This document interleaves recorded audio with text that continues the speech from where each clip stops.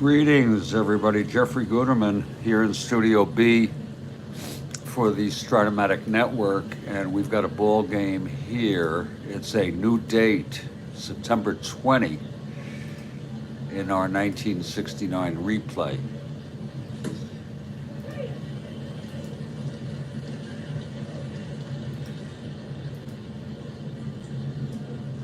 And it is the second game of a two-game series of the New York Yankees at the Baltimore Orioles.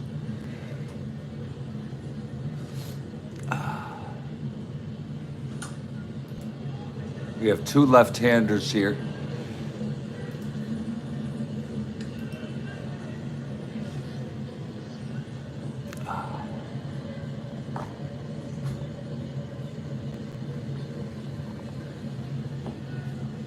Al Downing for the Yankees, he has won 8.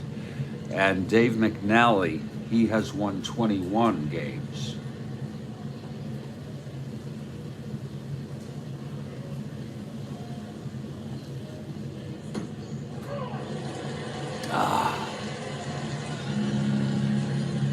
Good morning, demos. Good morning. It's coffee and strat time. Good morning, demos. Let's look at our opening lineups. It's Horace Clarke at second, Michael at short, White in left, Mercer in center, Fernandez in right. John Ellis will do the catching. Len Bomer at first. I assume Pepitone, who's been in and out, is not playing because of the left-hander, but who knows why. Bobby Cox at third, and Al Downing, the pitcher, a left-hander. He has won 8 on the season. For the Orioles, it's Buford in left, Belanger at short, Blair in center. This is a surprise to me. Etchebarren hitting cleanup and catching. Motton in right, Johnson at second, Chico Simone at first, Floyd at third, and McNally, the pitcher. So Frank Robinson is out again. We hope he's okay. And Brooks Robinson is out. So it's sort of a mixed lineup for the Orioles. The Orioles won this one 8-7 in real world.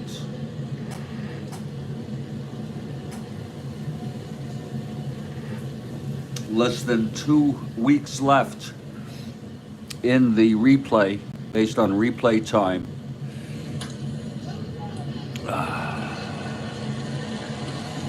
Or whatever you would want to call that.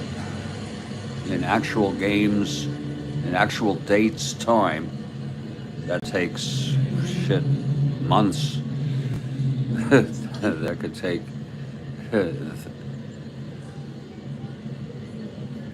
Yeah.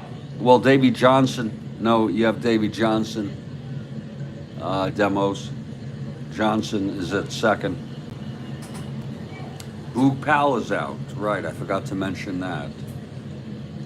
So it's other than... it's sort of like a B team, a semi-B team here. And I guess Earl Weaver, well... Boog is out, Frank Robinson is out, Brooks Robinson is out.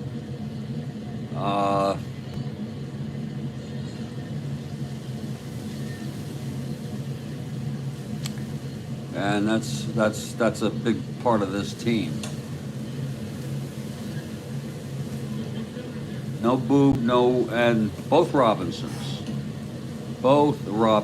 Frank also is out. In about 4 minutes, we expect the Orioles to take the field. We are at Memorial Stadium.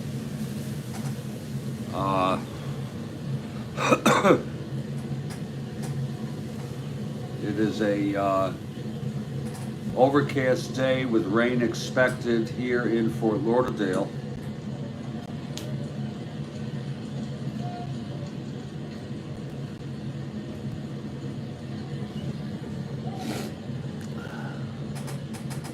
Yeah, you got that. Yeah. Yeah, you got Frank, Boog, and Brooks. Yep.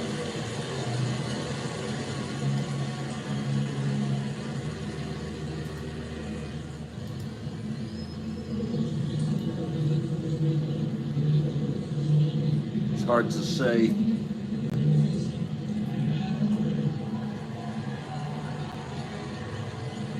Hard for me to say why this is so.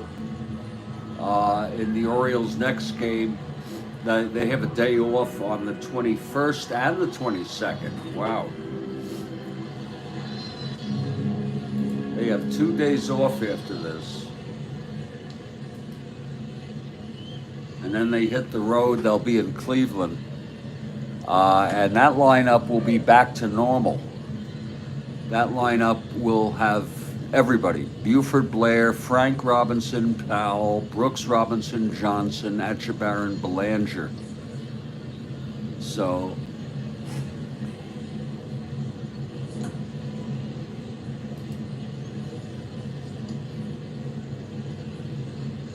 I think they're good to go after this game.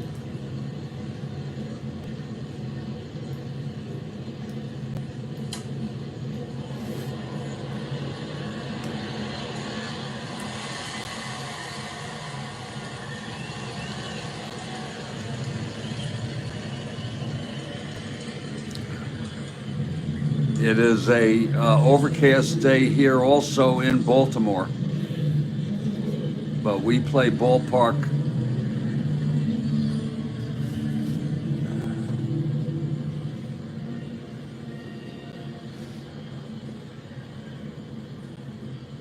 We don't do weather effects. I know Demos likes to do weather effects. I do ballpark effects. It's a shame you can't do both, you know? And when we look in Baltimore here, the singles will be 1 to 11 from both sides. And the home runs are tough to hit out, especially for left-handers, 1 to 2, right-handers 1 to 7.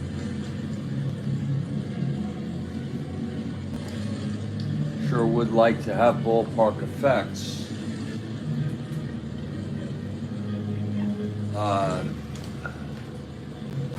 Full weather.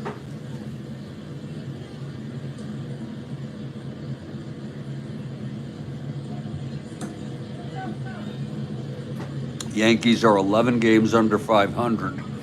One more loss, and they are sure to be under 500 for the season, and that's pretty inevitable with about 11 games left, including this one for them. The Orioles are 106 and 46. They have 10 games left. They only have to win 4 of them to get to 110 games. It's what you'd call a super team. And the Orioles take the field. Here's McNally now.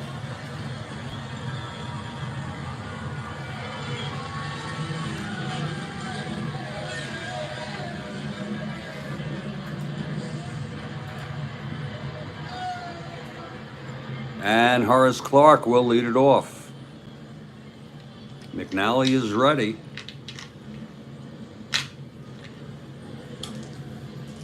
Here he's into his windup, and here's the pitch, and it's Kathy Harden for the Yankees. That's 2-8 left-handed. He lines it to second, caught by Johnson. 1 out. And we're underway.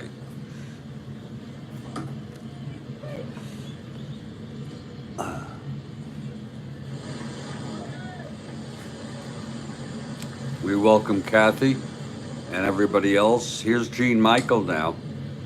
Switch hitter batting right against McNally.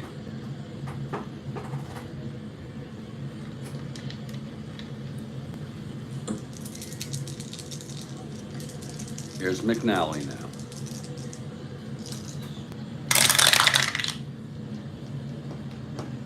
1-5, and that's going to be a base hit for Michael. Right up the middle. A 1-out single. Michael is on. 1-15, 1-11. 1-9 with a lead. He's not going to go for it. Not being held.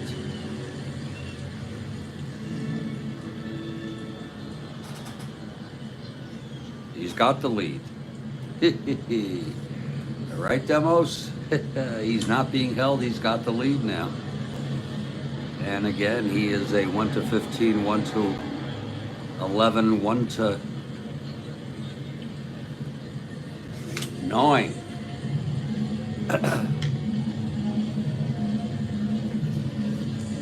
Here's Roy White now.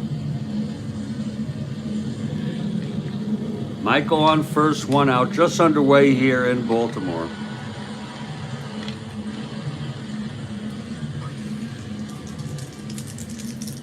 From the stretch, McNally.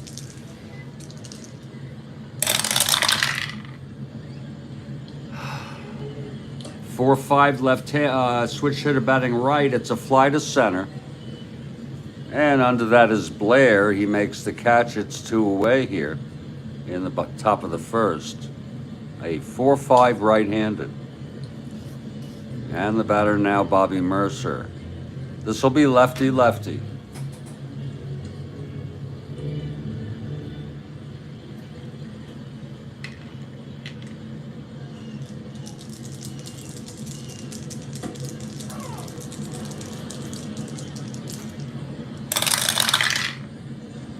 Three-7 left-handed. He popped it up to first, and Chico Simone is under it. He makes the catch, and the side is retired. No runs.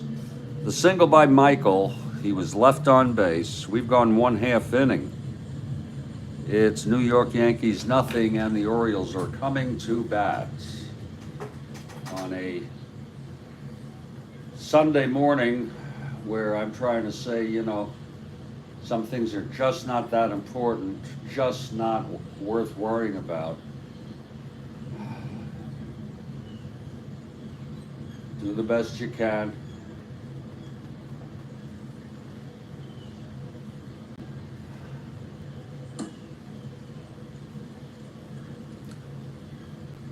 It is a beautiful day here in Fort Lauderdale, I'm telling you folks.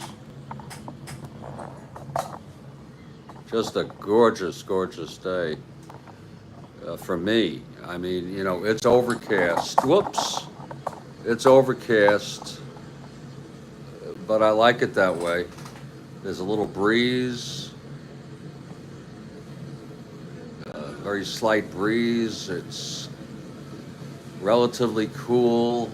There's a threat of rain, and just gorgeous. The weather is just absolutely lovely here. And it's about the same weather as there is in Baltimore. Of course, it's September in Baltimore.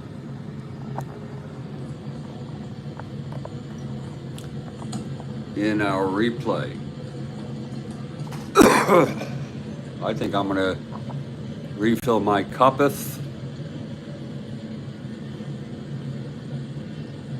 as we get to the bottom of the second. There's Al Downing on the mound for the Yankees, taking his warm-ups.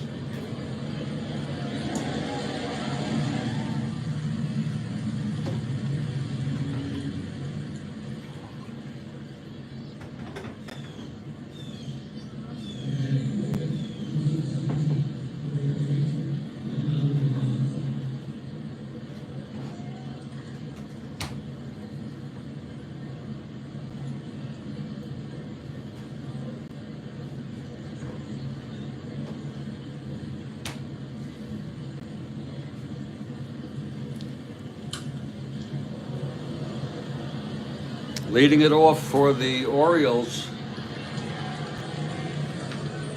is Don Buford. Buford, switch hitter.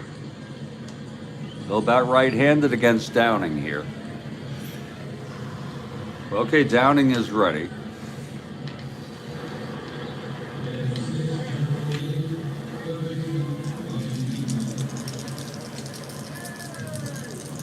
The pitch to from Downing. That's 6-3, switch hitter batting right. It's going to be a fly ball to left field X. That's going to be for Roy White.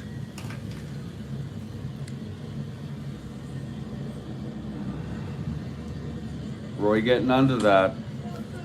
He is a 2-4. You take it nice and slow here, folks. You don't get there any faster, really. 2-4, 17-2. It's an F3 gets to it. E4, 5-8, 10. And he makes the catch. So Buford flies to White to start off the bottom of the first. And here's Mark Belanger.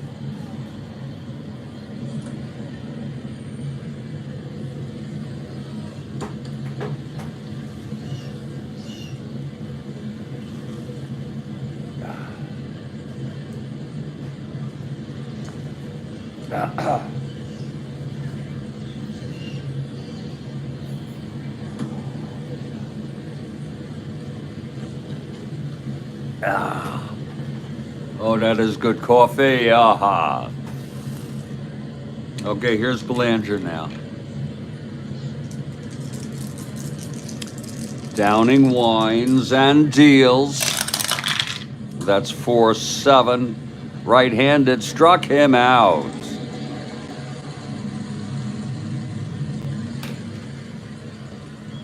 So Belanger goes down swinging on a 4-7 right-handed. And the batter is Paul Blair.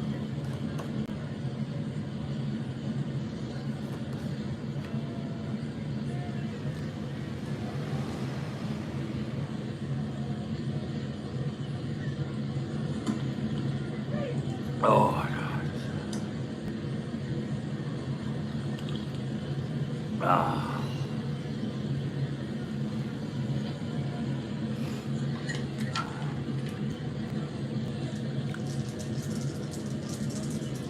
Okay, Downing now gets the sign from Ellis into his windup. Pitch to Blair. That's 1-9, left-handed. And that's a shot hit out into the gap by Blair. It's dropping and it's going to roll. Blair strolls into second with a 2-out double. And here comes the unlikely cleanup hitter, Andy Etchebarren. I don't know why Weaver decided to do that. I think it's probably a why not, right? A why not situation.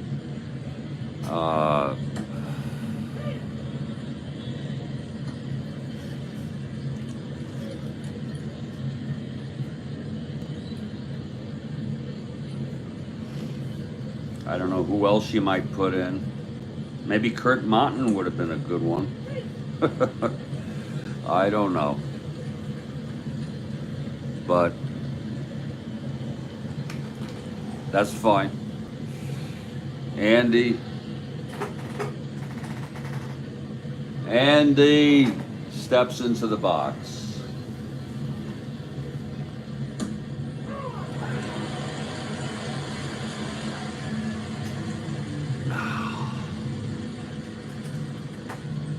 Andrew,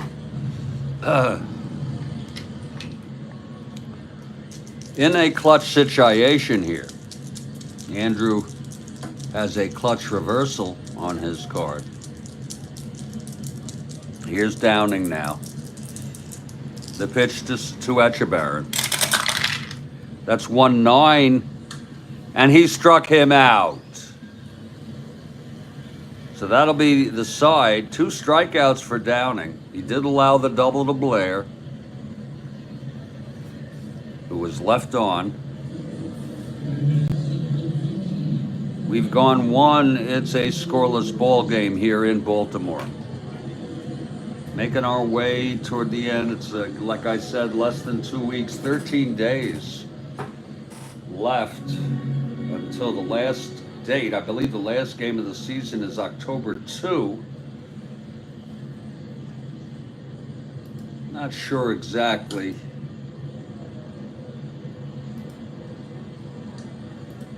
I'm looking, it just takes me a moment. I think about people.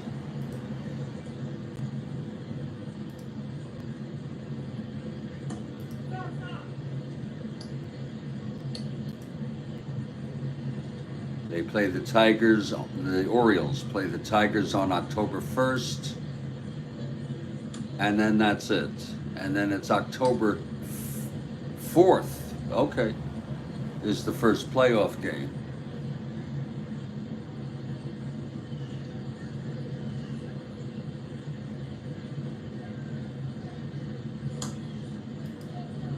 So I think there might be some teams who play on the 2nd. I'm not sure.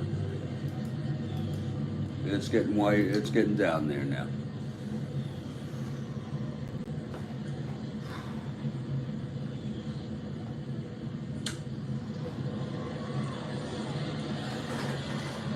We move to the top of the 2nd. It's McNally now.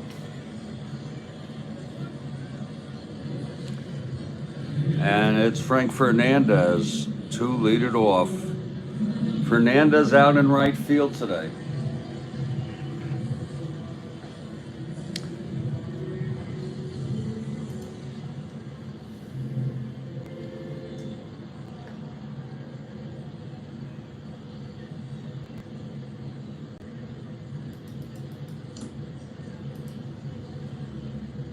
Attendance today is a, whoa, 7,115. Can you believe that? And this is a championship team in first place. And they only had 7,115 in attendance. They have a 20.5 game lead in real world as of this game. They won 106. Their record was, now this is after this game.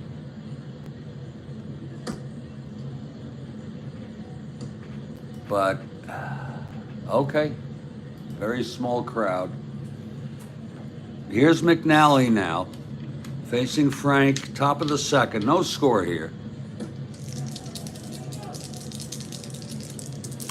McNally winds and the pitch.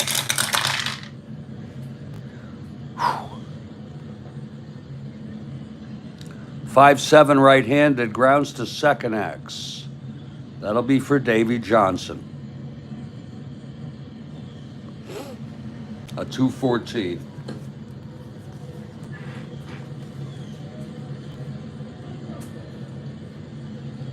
We like to show you the super advanced for transparency and to keep you in the ball game. That's 16-2. G1 gets to it. E14 689. And he throws him out. So Fernandez is retired. And here's John Ellis. I've used Ellis a bit for pinch hitting, 290, 62 at bats. But he really started this game. I don't know that they used him for pinch hitting like I have. But giving John Ellis a chance to catch here in this ball game.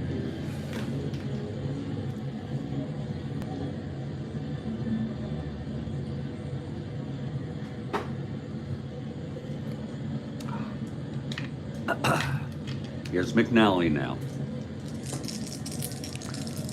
And the pitch to Ellis. That's 4-9. Right-handed, fly ball right field, and it's Monton getting under that. And he makes the catch, 2 away. for Len Bomer. A 176 hitter. You wonder, you know, Pepitone not playing. I think Pepitone does not play in their next game. They have a day off the 21st against Mike Garman, a non-carded player who's a right-hander. So we don't know why I guess he's hurt.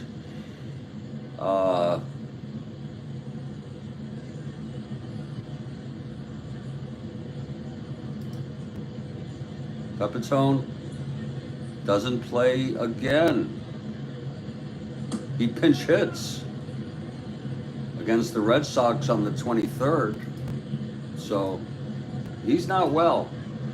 I think he's partying a lot. You know, that'll catch up with you.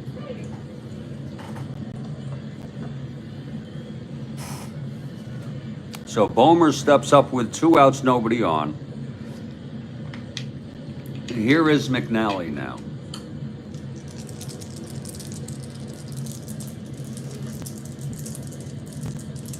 And the pitch to Bomer. Bummer.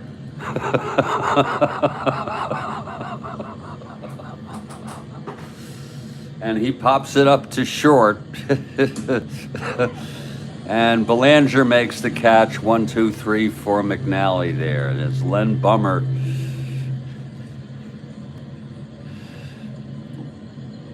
Is out.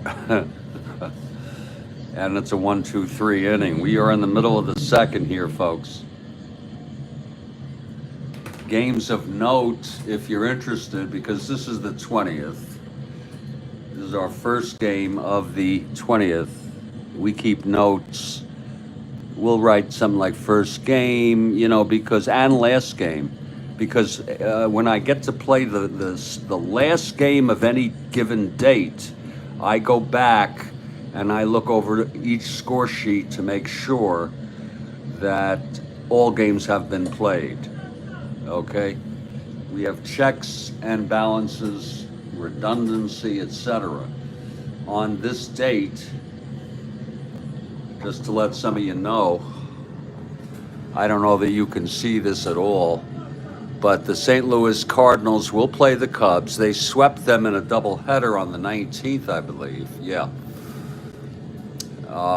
And the Pirates play the Mets.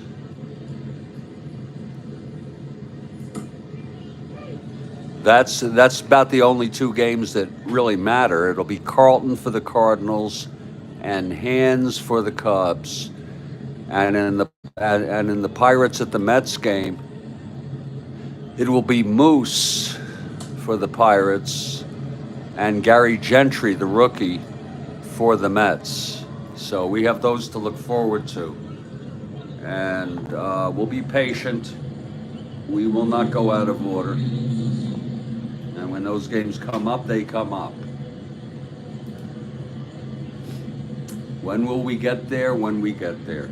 I used to always ask my mother when we're driving, you know, on vacation, on trips, long trips, when are we going to get there? She'd say, when we get there.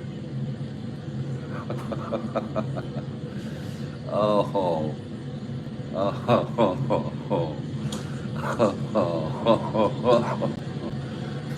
Oh, Lord. Actually, it's the 3rd game. It's going to be Oakland and California after this one. And then we'll have the St. Louis game. And Hot Dog Jackson does play. And but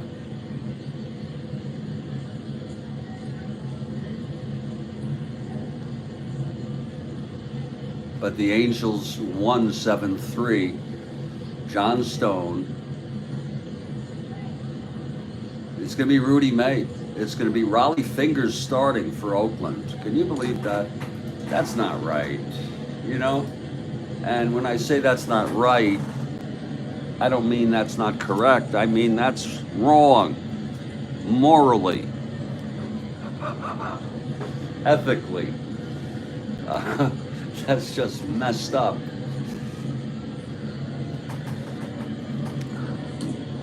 Well, here's Downing, top of the bottom of the second here. And Kurt Monton will lead it off. Look at Monton, 303 hitter. Pretty damn good. Only an 89 at bats, but still, baby.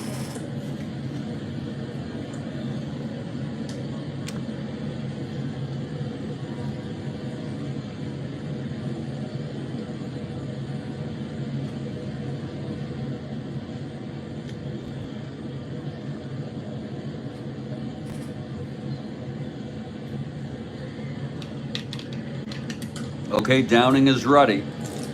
Here's the pitch to Monton now. That's going to be 6-6 right-handed. Pops it up to short. And it's Michael under it, one away. Now here's Davey Johnson. Again, the Orioles took this one in real world 8-7. You'll usually find that right here. You also find here, below the dots, who relieved in real world. I put Reichert a dot here because that means he also did, but we'd have to check to make sure it wouldn't be two in a row. And the top people are the people who pitched in real world, in relief. I'm sorry, in the replay.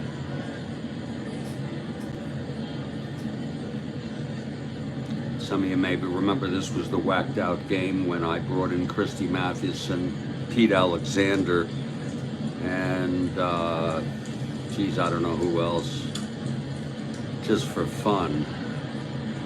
But the Orioles still won it. I'm not going to do that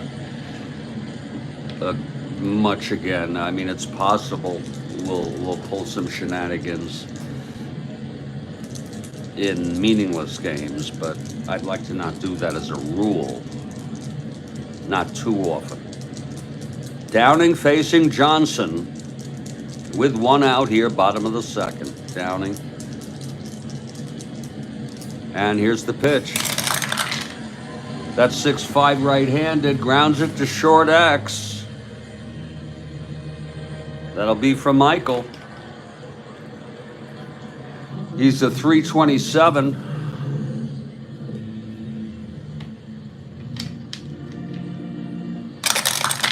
Uh-oh, 3-3 going through for a base hit, gets past Michael on an S1. And he is a 27. That's going to be 6-10-15 on an E27. And it goes through for a single. Just past the reach of Gene Michael. And Davey is on. 1-15, 1-13 with a hold. It's borderline.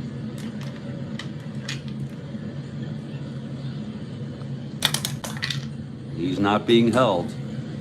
And you know, like Baseball Demos, my man, great guy. As he says, play it like you like it. I don't know the exact expression. Enjoy, keep, whatever it is. Play the game and play it like you want to. No putting people down for playing. For example, with that house rule I have, and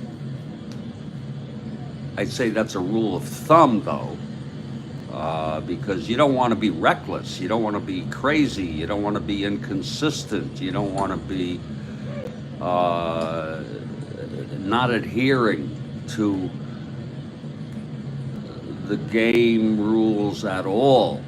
I mean, you know, he's talking about nuances. If I can, or I don't know if that's the word. So Johnson is on, not being held. 1-15, 1-13 to go. and he does not. He's not even going for the lead. Here's Chico now. Chico getting some playing time these days. They put him at first for Boog. Boog has been having some intestinal issues, and he's been in and out of the lineup.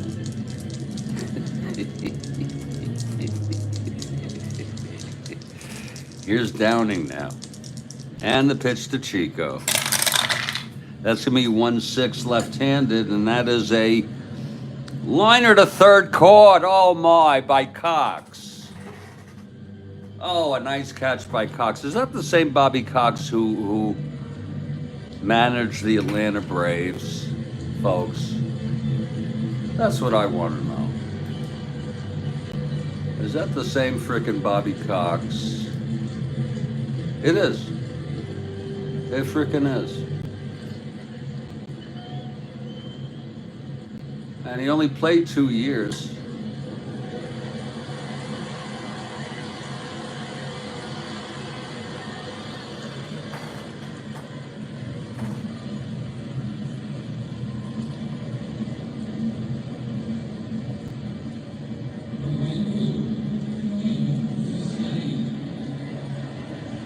Isn't that funny how somebody can become a manager like that?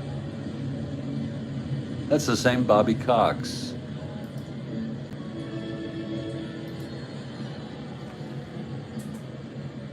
So it's 2 outs.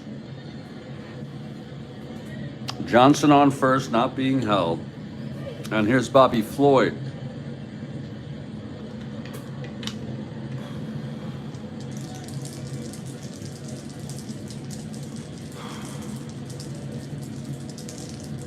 Here's the pitch from Downing.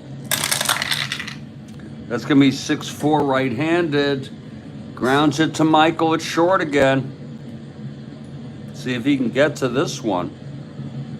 One got by him already on a 6-4 right-handed. Again, 327 all day.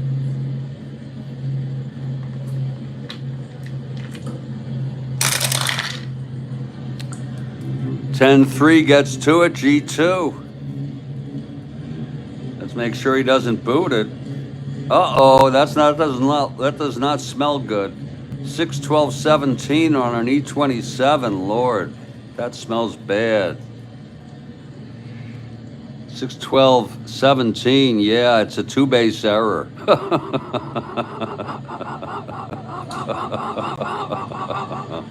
I told you that stunk to high heaven.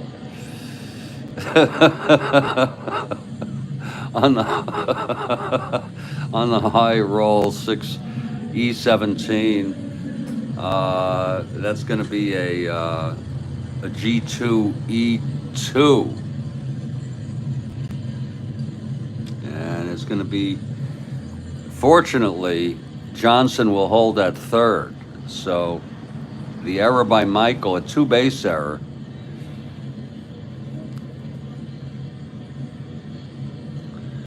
And this will bring up McNally, a clutch situation. Now, he's got end powers, so watch out here.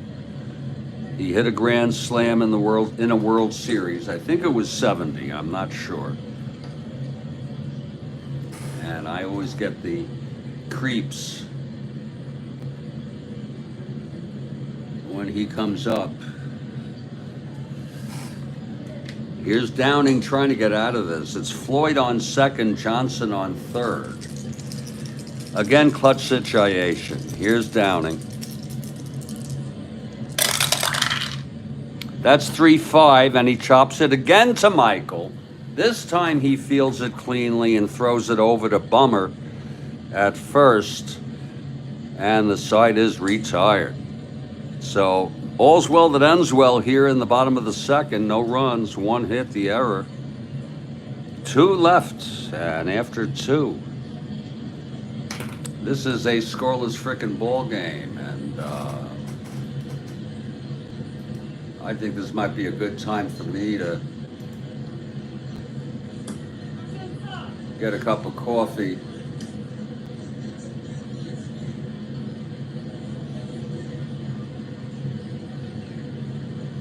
and take a little break here. Folks, I got a little question for you.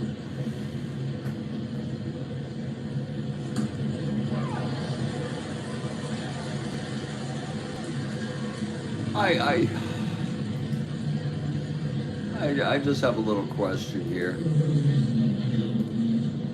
while we're moving along here with a little break in the action.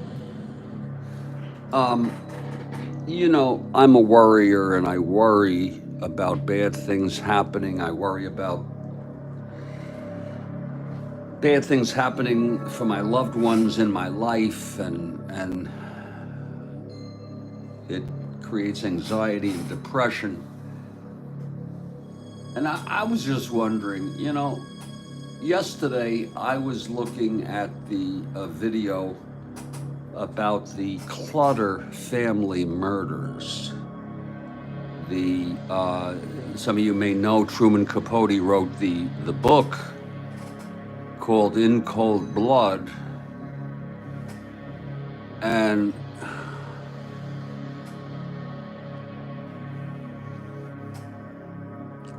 that whole family, except for one of the daughters, but four of them, the husband, the father, the mother,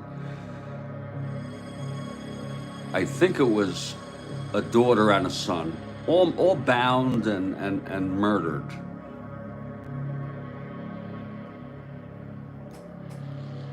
Is it wrong for me to look at that and use that as an example of why I should not be too anxious or depressed about my life? I mean, to say, I know it's called, I guess it's called rationalization. It's like a reason, but not a good reason to view something a certain way.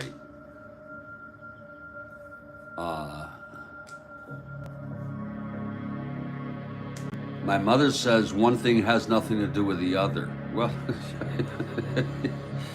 oh yeah, I know that. Yeah, but I know that's morbid. I don't know if any of you know it. The Clutter family murders. And if you go into my history here on YouTube,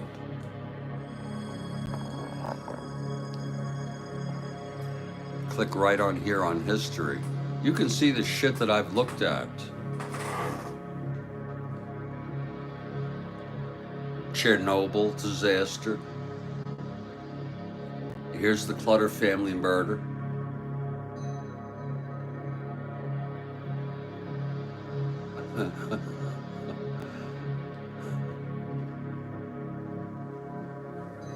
The Titanic sinking in real time.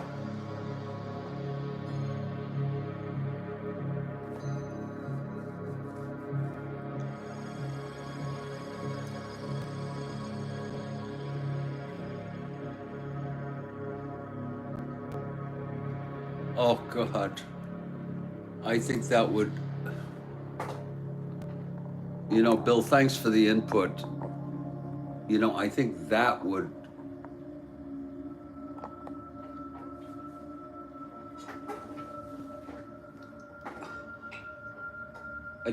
would, that wouldn't work for me. A friend of yours, when he was depressed, he used to take the person to the children's cancer ward. There's a lot of ways. Maybe you could find meaning going to it. You know what I mean? Find by helping others, by having compassion, by trying to cheer them up. And I don't think that I don't think that would work for me very well. I think maybe because I'm so goddamn selfish, I don't know.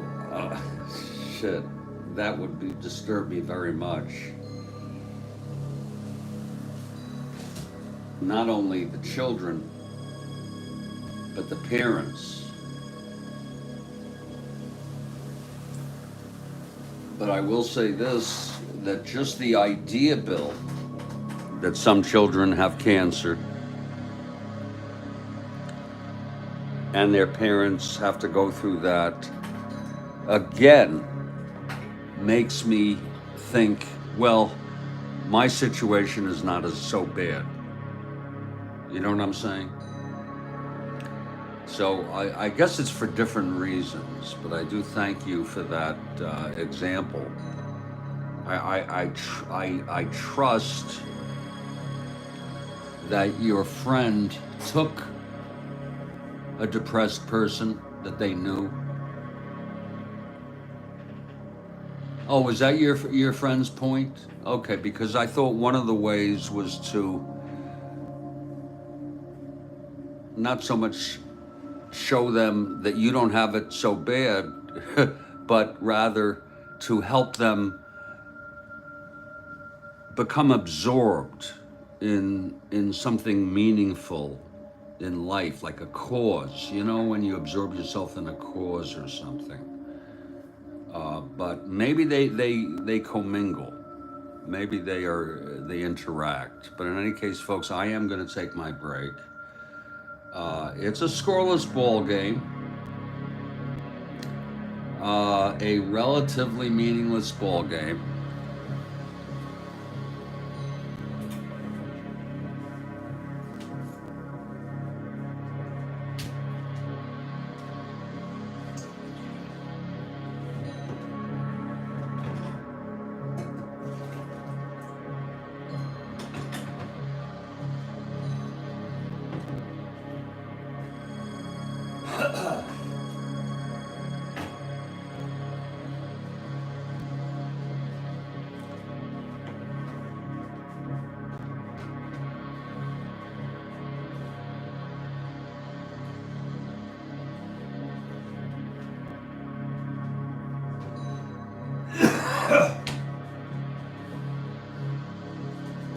And I'll be back in just a few minutes.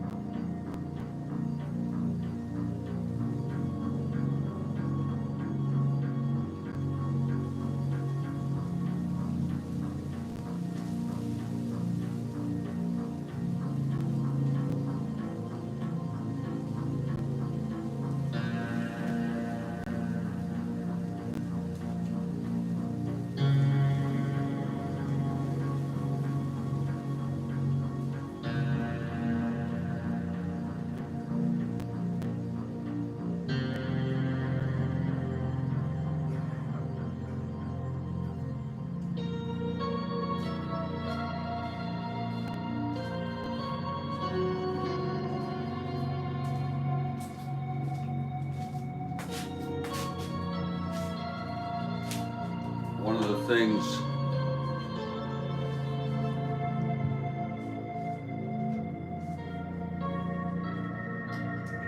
Oh, okay. All right, Bill. Yeah, I get what you're saying. Maybe they were depressed, though. I was just outside thinking, and that's that gets me into trouble sometimes. I was thinking, put on a documentary on YouTube about the Holocaust and children killed like that, and that'll put things in perspective.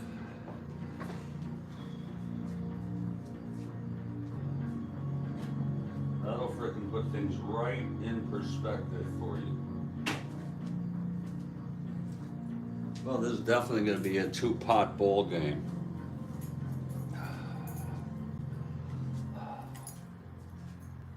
And I'm sorry to get into such morbid conversation, but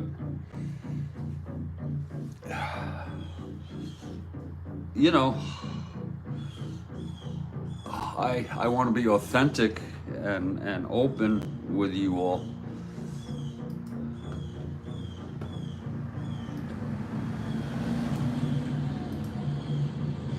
Meanwhile, here I am back in Studio B playing Strat-O-Matic, 1969 baseball, first game of September 20 in our 1969 replay. And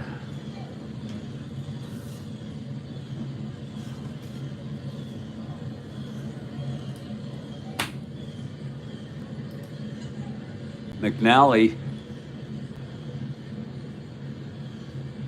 takes the mound. We appreciate the likes. We appreciate the subscribing, and most of all, you just being here. Here comes Bobby Cox now to lead it off. McNally now.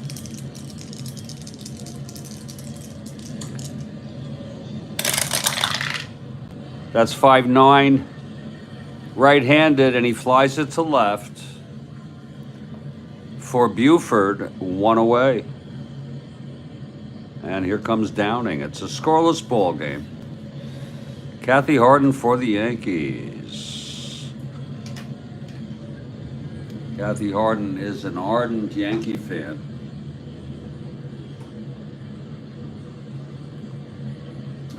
She also likes the Mets. But I think her heart is with the Yankees, her heart of hearts. Here's Downing now. McNally winds and deals. That is a 2-9, struck him out. And that's the first strikeout for Dave today.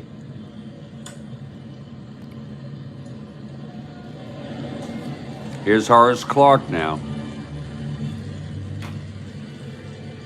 And Billy Ivamy, maybe I'll start calling you Billy,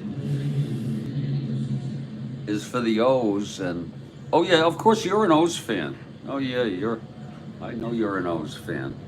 And maybe I'll call you William, or maybe Willie. Willie Ivamy.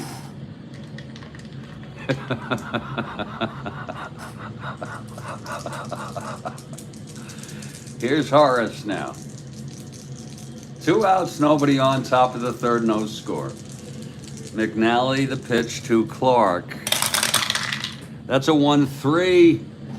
And that's going to be, a liner to short, caught by Belanger. Oh, what a beautiful catch. The side is retired. Let's look at that again. Look at that 1-3 left-handed. Single 1 to 8. And it was a 9. So it's a game of inches. Don't call me late for supper.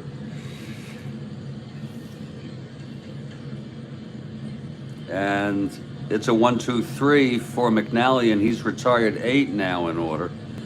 We head to the bottom of the third. Al Downing on the mound.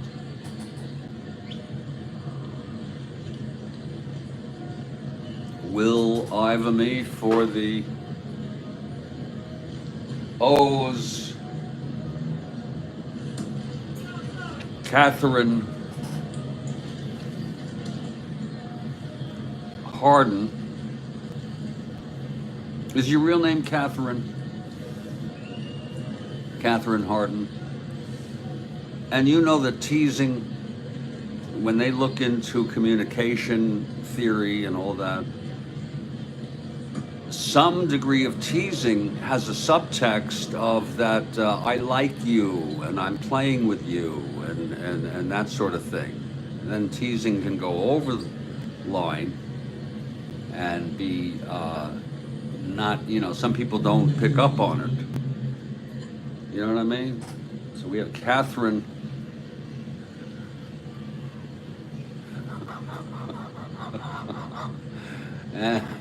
Kathleen. Oh, that's pretty. That is so pretty. Let me make a note of that, Kathleen. That's pretty, Kathleen. Love it. Just love it. Okay, Downing will face the top of the order here for the Orioles, bottom of the third. It's a scoreless ball game. Both pitchers holding their own. And Buford flew to left in the first. Here's Downing now.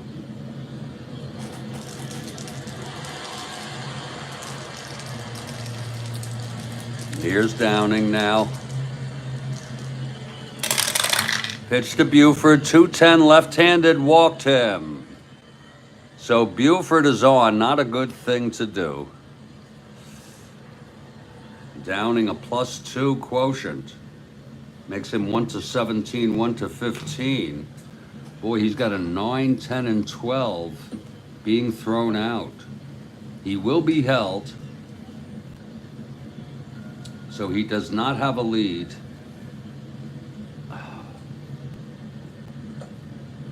And he's not going to go for the lead.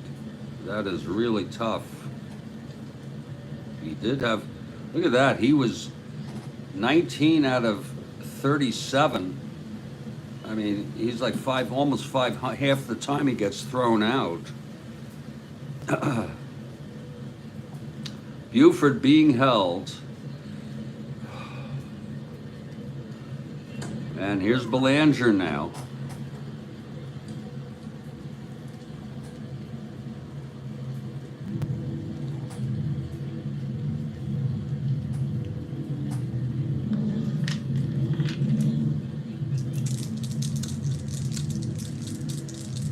Here's Downing now from the stretch. The pitch to Belanger.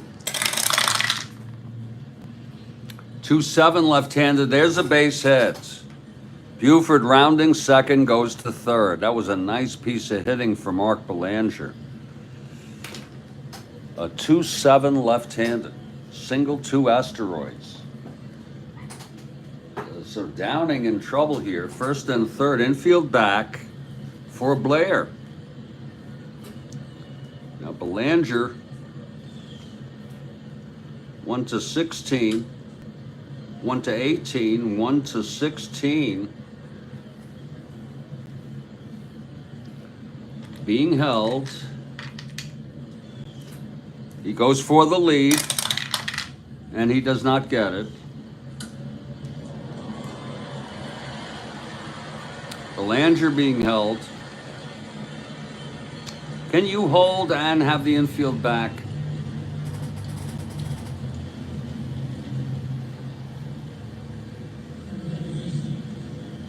Whoa. Can you hold the runner and keep the infield back? That's the question I have. Does anybody know?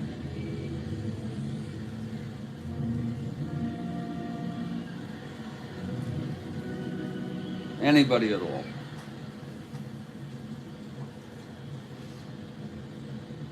You can't hold and have infield in. Okay, we're gonna hold, have infield back. That's what we'll do. And here comes Blair now. First and third, Belanger being held. Infield is back. Here's Downing now.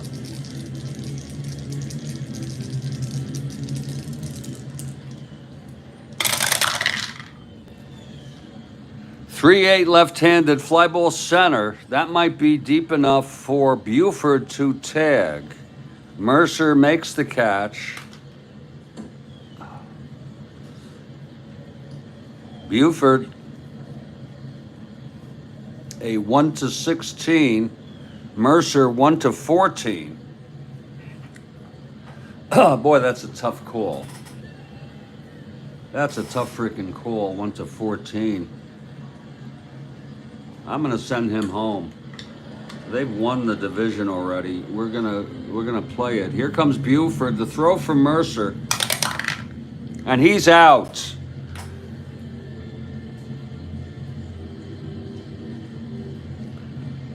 Mercer throws Buford out at the plate. Belanger holds. And that's a double play. Gunned down by Bobby Mercer. Okay. I should have consulted with you. That's right. You're the Orioles head coach here. I'm just the figurehead.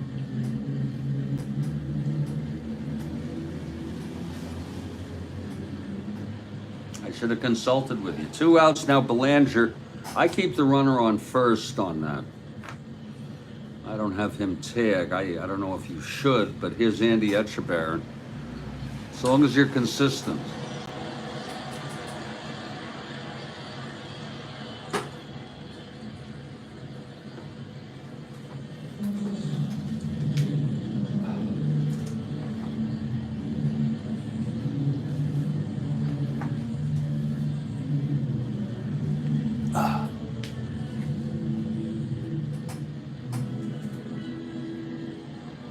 What's that now?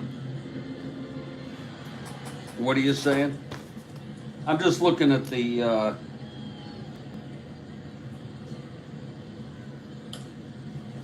I'm looking at the rules here.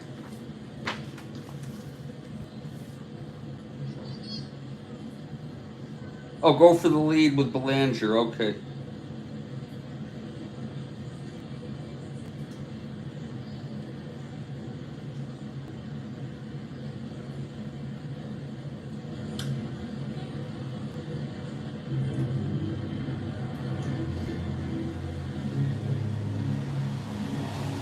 Okay, here it is right here. I just found it. I will, but look at this.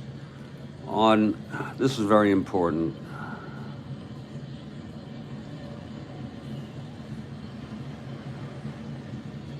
On the fly ball B.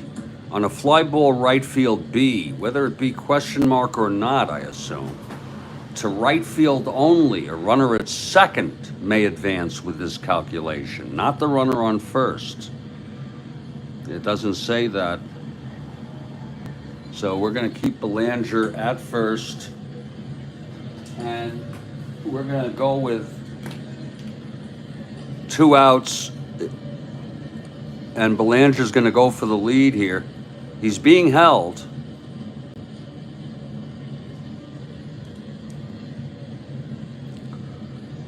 Did I go for the lead already? I think I went for the lead and didn't get it, Bill. And if that be the case, I don't think I'm allowed to try again. Or are you allowed on a new batter?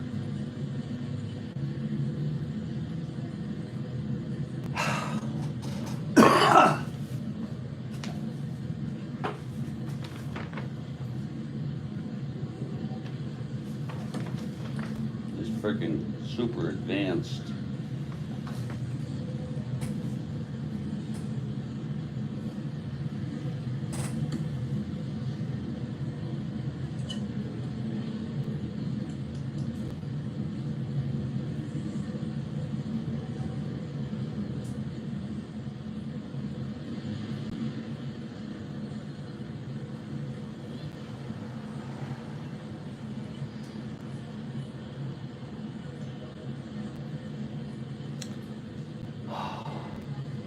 I didn't go for the lead?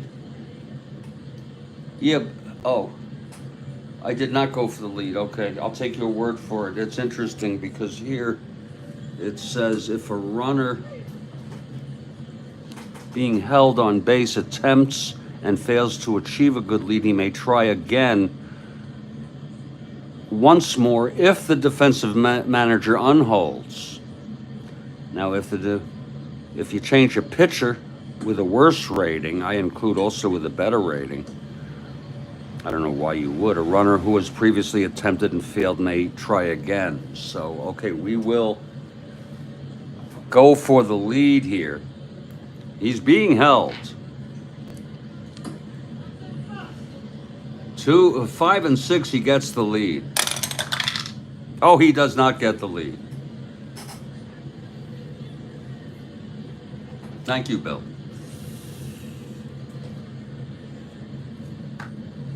So Etchebarren at the plate with Belanger on first, 2 down. It was a beautiful throw by Mercer, wasn't that? Here's Downing now.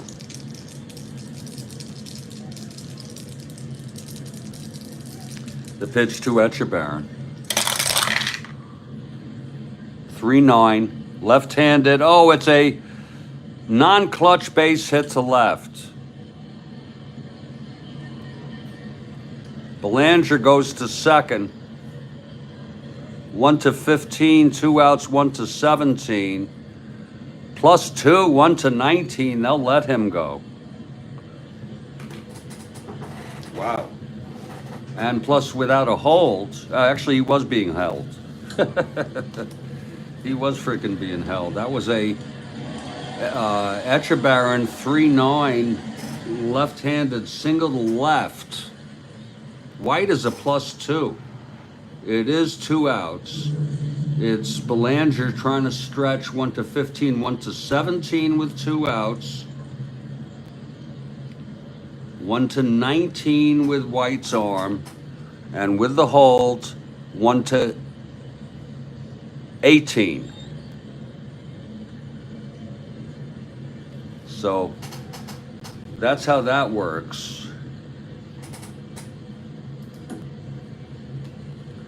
And this will be a clutch situation for Kurt Martin. It's Etchebarren on first and Belanger on third with 2 down. Downing trying to get out of this. And Kathleen, you may manage the Yankees with me as a coach. Just get in there and tell me anything you want done. Here's Downing now, trying to get out of this. The pitch to Martin. That's a 6-11 right-handed. And that's going to be a fly ball right X. Oh boy. That's going to be Fernandez, a 4-15. Oh, this. Let's see if he can get to this. Oh, Lord. 4-15. Oh, that's a reroll. That thing was hanging. 4-15. Oh, it is a 4 again. And it's a D2 double. Jesus. 2-3-4 E15. Oh shit, it's an E2. Oh Jesus. It's a D2 E2. Everybody's gonna come home. Oh Lord. All runners score. A double and an error by Martin, along with an error by Fernandez.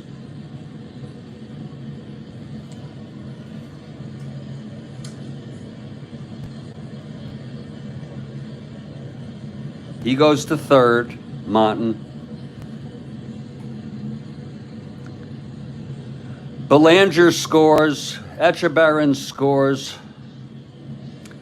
I'm not sure I would, like I've said, I'm not an expert on earned runs and unearned.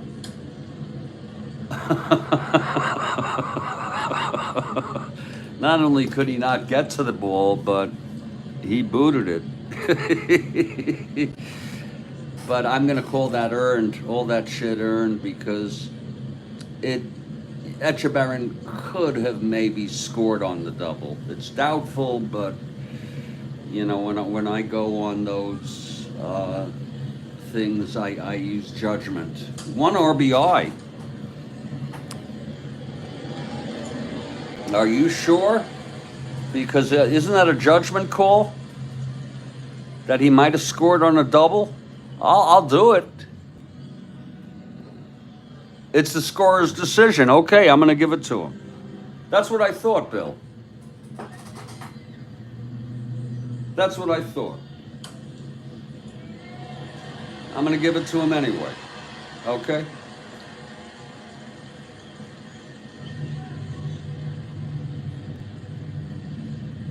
Downing is very, very pissed, and Ella's out to calm him down. It's 2-0, 2 outs. Monton on third. Here's Davy Johnson. Yeah, it is the scorer's decision. Thank you, Bill. Thank you. That's why I like Bill as my co-manager, if you will. He's respectful. He's very respectful. He gives me latitude.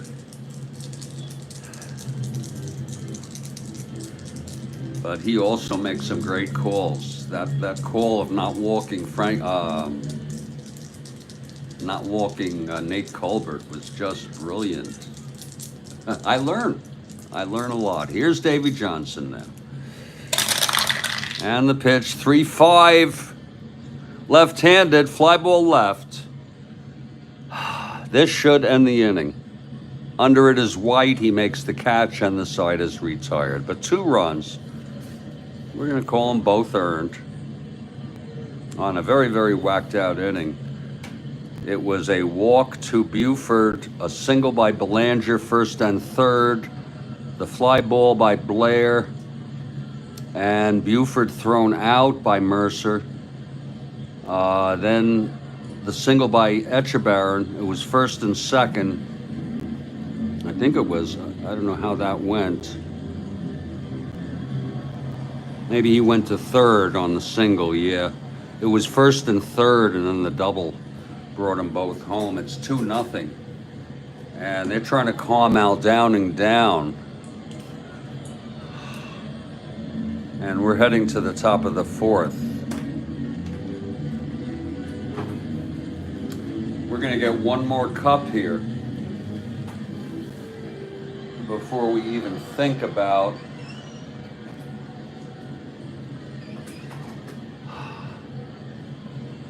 That's the second error, by the way, for the Yankees. We are going to have another cup here.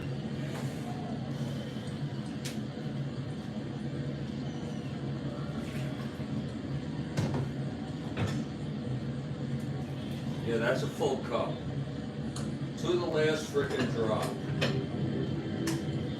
Still with bubbles.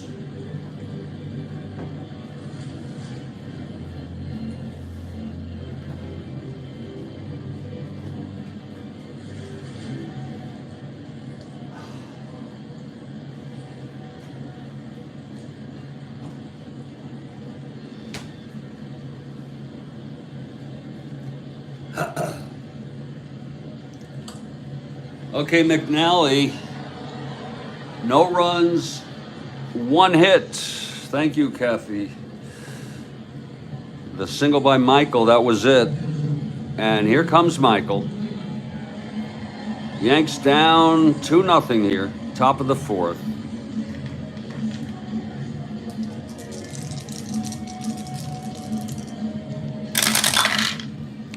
.6'6" switch hitter batting right, and that's a base hit by Michael, his second of the ball game.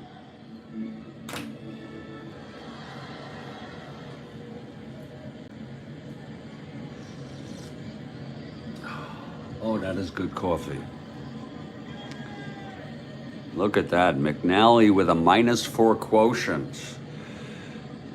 That sure puts a damper on Michael not being held. Not even going for it. You know, the 15 looks great, but once you go against McNally on that. So Michael on first. Here's Roy White. Kathy Harden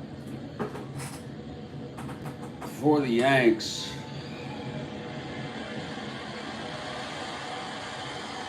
And Bill Ivamy has a question, top of the fifth. That'll be after this inning. Keep them coming, Bill. Top of the fifth after this inning.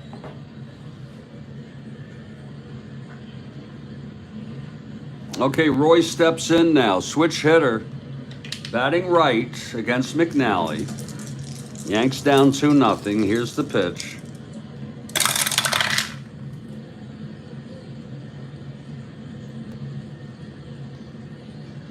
I got the helm for the rest of the inning. What the hell does that mean?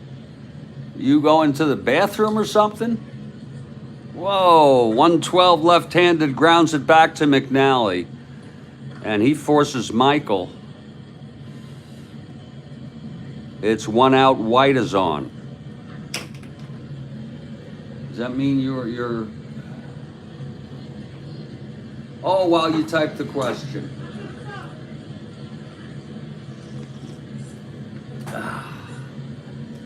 By the way, Bill, I've been meaning to ask you, I meant to ask you yesterday, do you watch these broadcasts on an iPhone, on a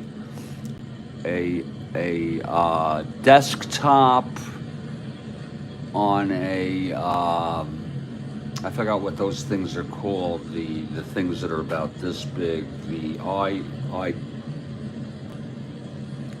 know. Oh, a laptop, that's the best, yeah, that's great. Because you get a much better, whether it be laptop or desktop. I think Kathleen uses a, sometimes TV, yeah, but then you can't text. You know, I think Kathleen uses a iPhone. I forgot what the name of that thing is. What's that thing called? The Mac. It's about the size of this score sheet. You know, it's almost as good as a desktop. I got it on TV right now. I got this frickin' game right on TV here.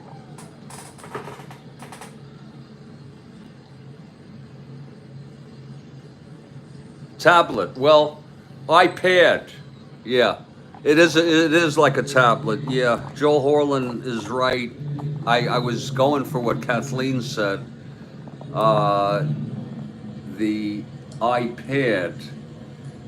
Isn't it funny how you can just forget a word like that? But it is that an iPad is in a sense a tablet.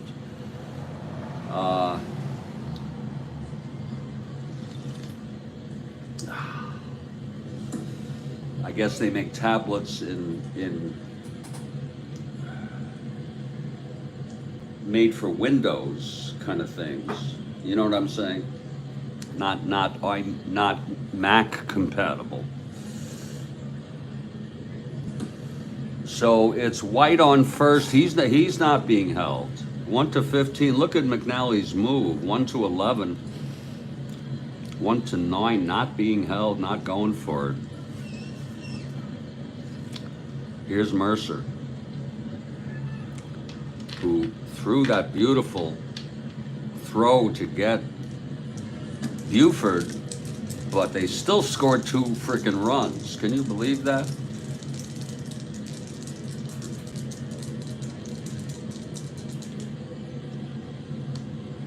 And I like to have my games all long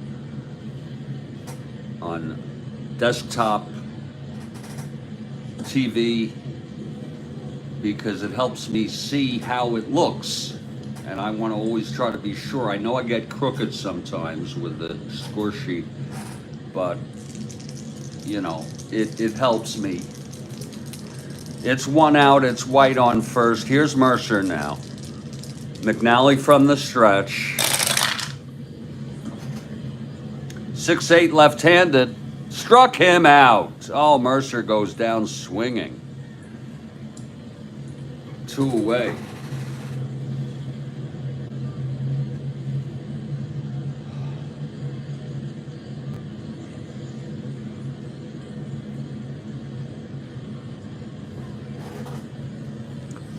And here's Fernandez. I had an iPad, but it broke. And it was past warranty. I don't think it's really necessary. I think having a iPhone and a desktop is sufficient for me. Because I'm in a studio, I can,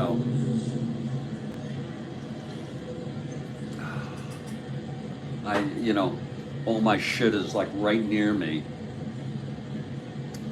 When I used to live in the other place, my bedroom, the freaking desktop was in the living room, and so I'd have to go to bed and not really have access to that. First world issues, first world problems. 2 outs now, White on first. Here's Frank now. Frank made that glorious error. A double dropped in by Etchebarren, and then he booted it. It's 2 outs, White on first. The pitch to Fernandez. That's 4-7 right-handed, and that's going to go through for a base hit for Frank. White goes to second and holds, though. And that'll bring up a clutch situation here for John Ellis. First and second, 2 down now.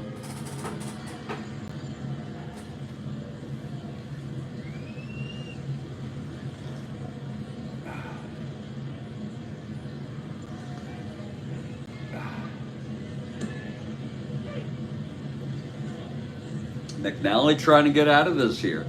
That was a nice hit by Fernandez. Fernandez on first, White on second, 2 down. Here's Ellis. He flew to right in the second.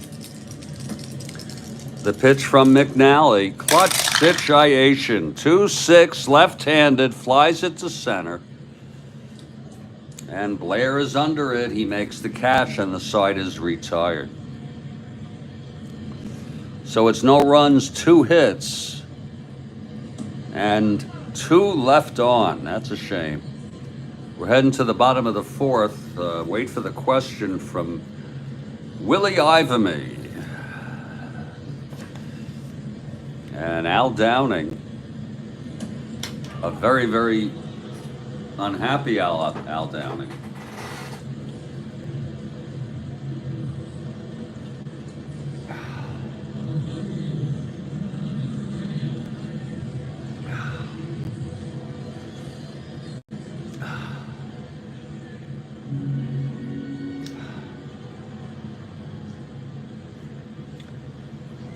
It'll be Chico, Floyd, and McNally in the bottom of the 4th. 2-0 O's. Here's Downing. His first, he's got good endurance, 8. Here's the pitch to Chico now. That's 5-8 right-handed. Oh, there's a shot into the gap for Chico. Extra bases, it's a double for Chico. Feeling a little better now. You wake up in the morning, I wake up in the morning with just a rotten freaking feeling in my gut. And of a combination of depression, irritability, and anxiety. And it seems as the day, and I have not taken a Klonopin. I'm allowed 2 a day.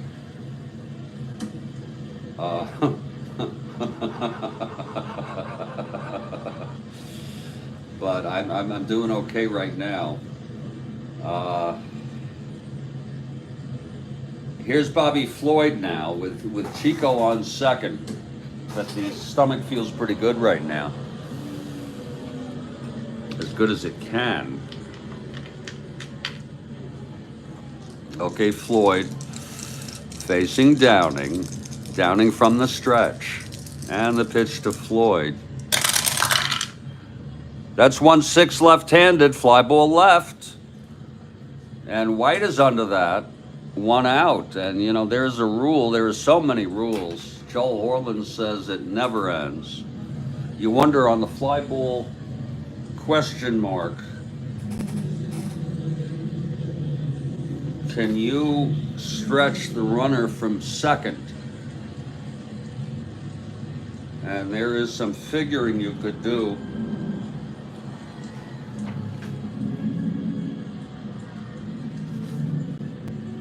There it is.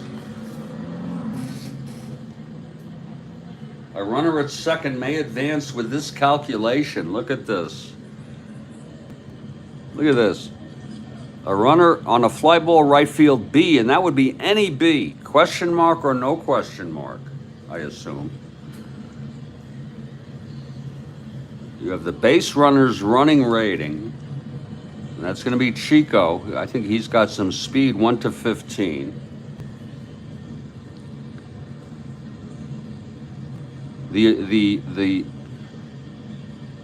Oh, to right field only. Okay, to right field only. That was to left. So we'll go back to that sometime. We'll have to remember that. No advancement to third on a question mark. Oh, but if it's a clean fly ball B, I'm talking about, you see, this was fly ball B. This was 1-6 left-handed, fly ball left field B question mark. If it was hit to right, that's Joel, that's what I'm wondering. If it was hit to right, it was hit to left. But if it were hit, they're saying a fly ball right field B, there's no question mark there. Ah, this rule does not apply to fly ball B question mark or to F2 readings.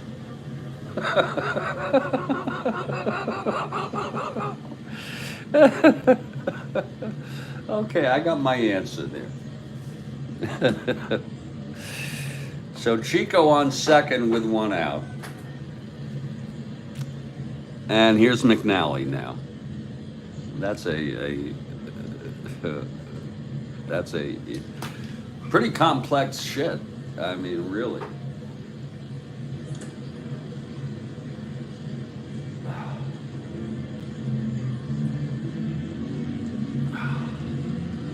Okay, here's McNally.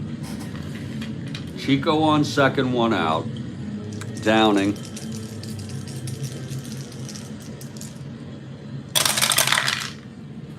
.26 struck him out.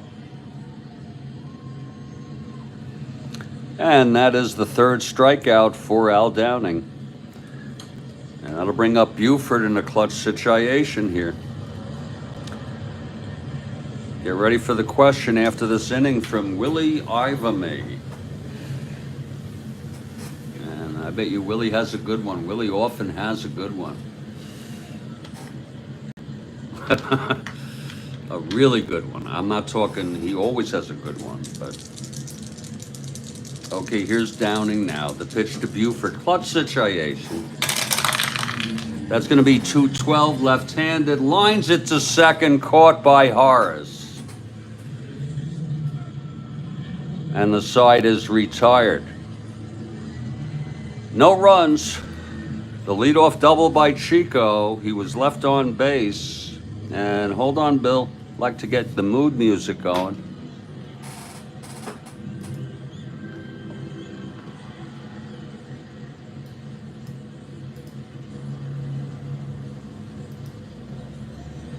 Now you'll wait for it here. Willie Ivamy with the question in the top of the 5th. Oh, perfect timing. For Ted Williams' 40th birthday, he asked for a signed picture of this war hero. The hero was only happy to sign it. Name him.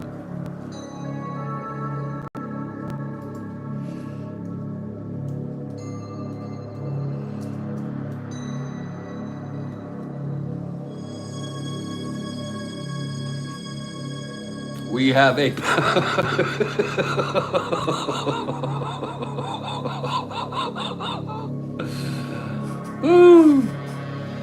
Joe Horland. Oh, I got it.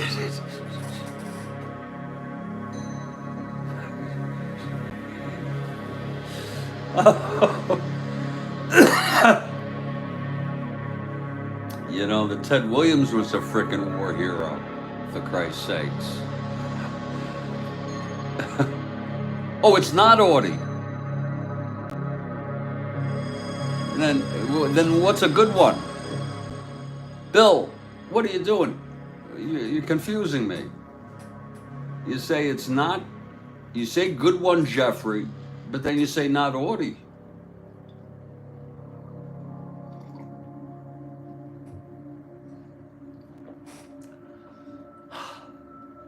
It's not Patton.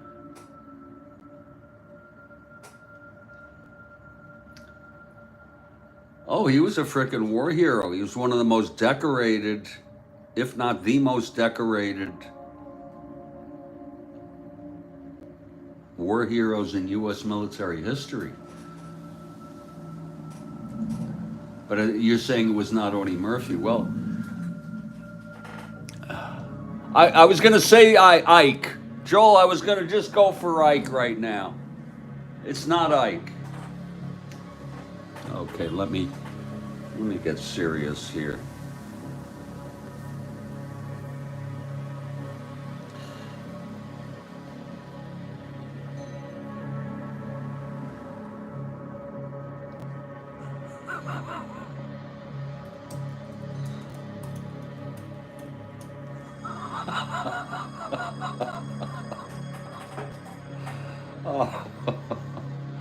Oh, MacArthur.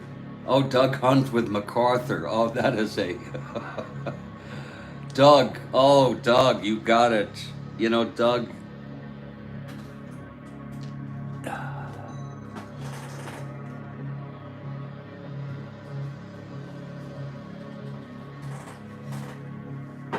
We got a...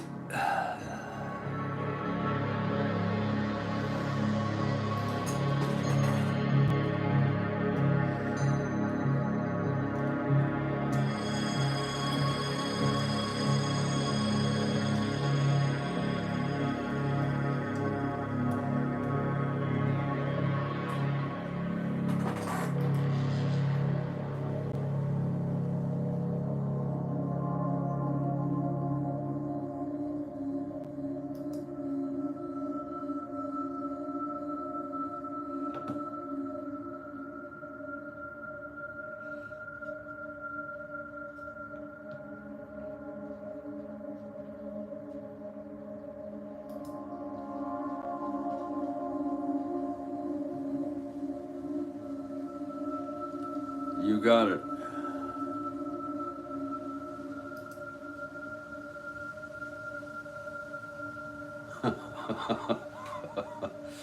Good job, Doug.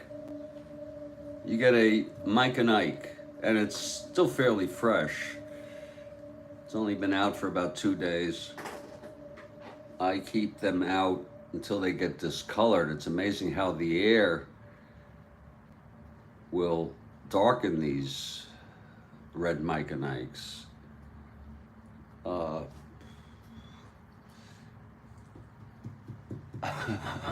Hair. Oh, God. There's something on it. No, there's no hair that I'm aware of, but you want to know something? Do you know about the microbes, the microscopic organisms that are on us, on our skin at all times? Do you know that? Look, I just killed a few thousand of them right now, just like this.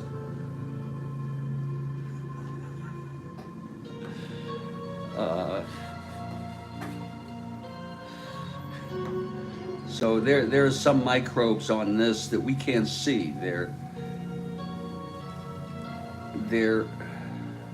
invisible to the naked eye.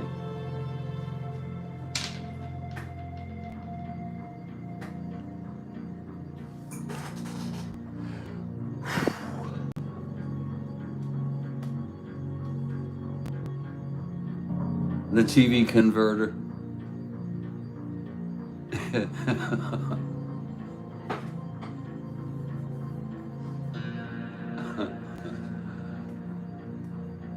The TV, are you talking about the TV channel changer? I don't worry about any of that because I think it helps build up my immune system. Seriously. I'm serious.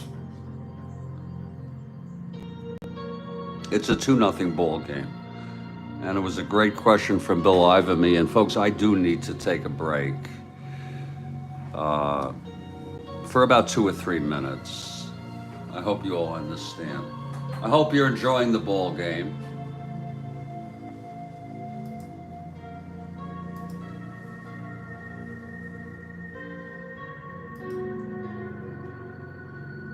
And it's going to definitely be a 2-potter. I'll be back in just a couple minutes, folks.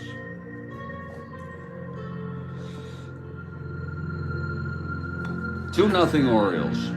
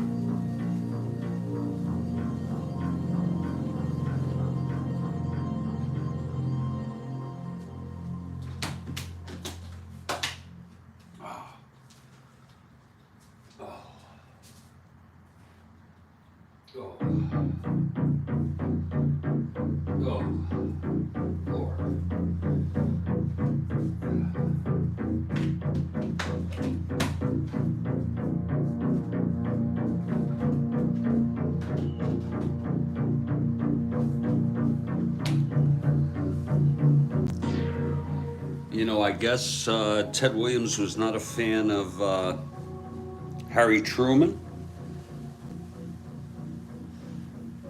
You remember he relieved MacArthur for overstepping? Anybody know about that?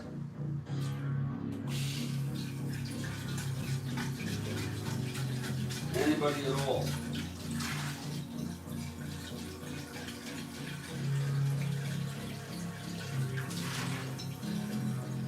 And he did that before his 40th birthday.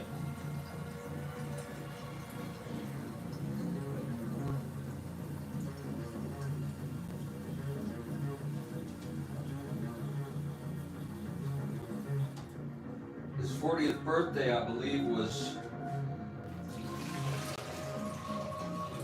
59.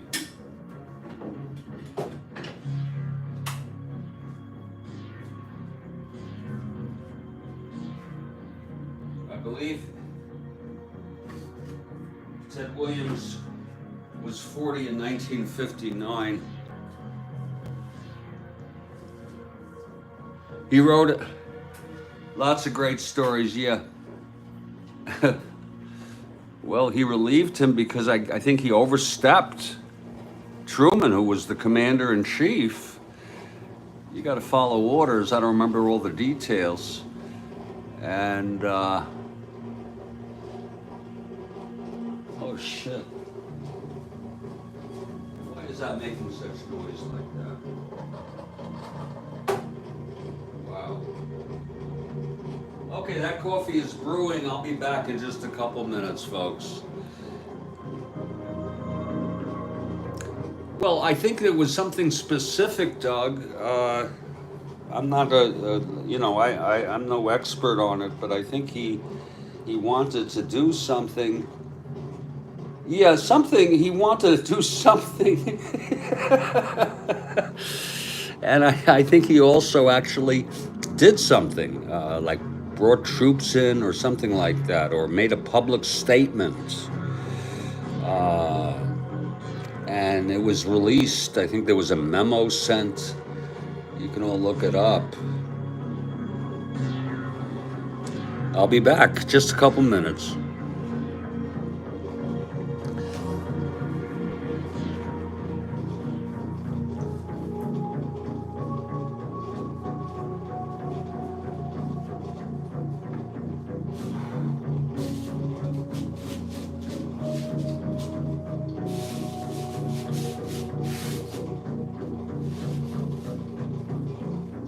I hope that coffee maker isn't breaking, because I usually don't hear it make a sound that's that loud. But whatever. Let's buy another one.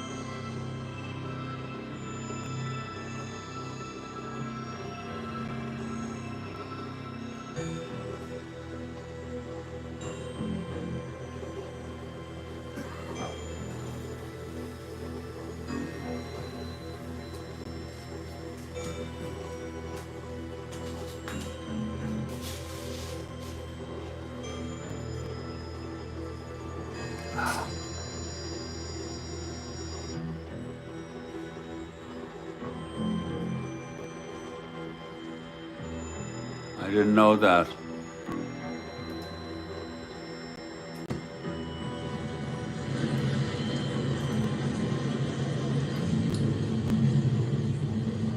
Well, we are back, and I only have an 8 cup.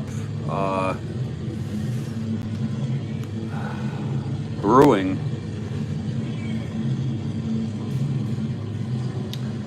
We'll see if this can get me through the ball game. It's 2-0 Orioles. McNally will face Bummer, Cox, and Downing. Len Bummer, Bobby Cox, and Al Downing. Here's Len Bummer.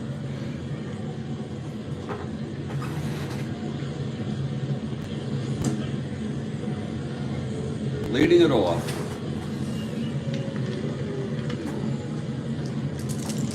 McNally now is ready.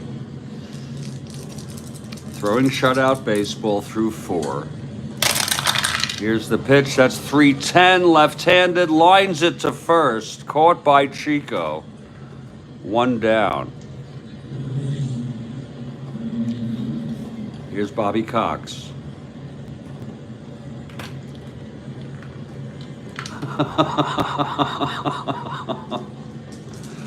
Oh, Johnny Dickshot, that is just too much. They were immigrants, you know. His father, they put down Dickshot, and he worked in a steel, some sort of factory, and he stayed with it.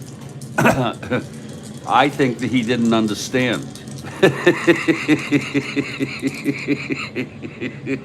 And you talk about Bummer, Dickshot. Here's Cox. 3-11 grounds it to third, and Floyd has it, throws it to Chico, 2 outs.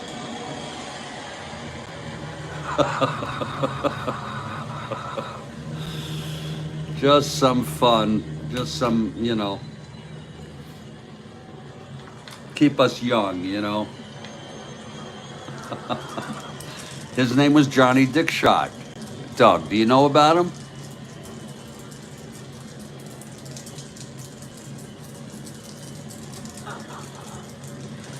Go look him up.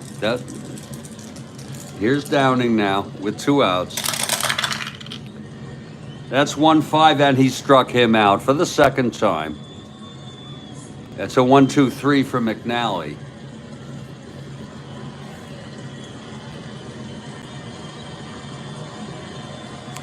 Middle of the 5th, it's 2-0. Here's Al Downing now.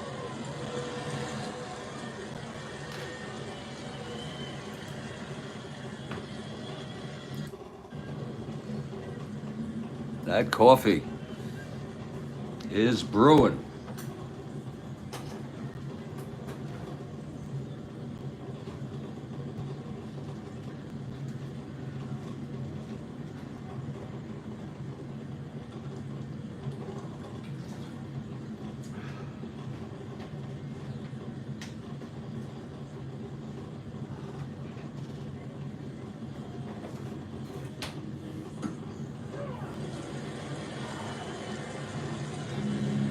It'll be Belanger leading it off. He singled and scored in the second, struck out in the first. Here's Downing now. And the pitch to Belanger. 3-7 left-handed, grounds it to short for Michael, and he throws it to Bummer for the first out.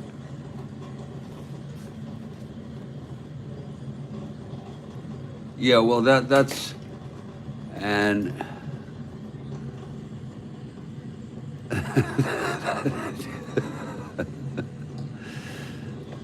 we're not joking. We're not fucking joking. Here you do a search. It's the name Johnny Dickshot.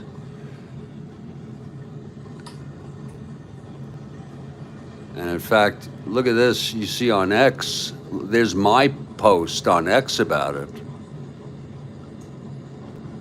There's a special person who I am very fond of who told me about this guy. And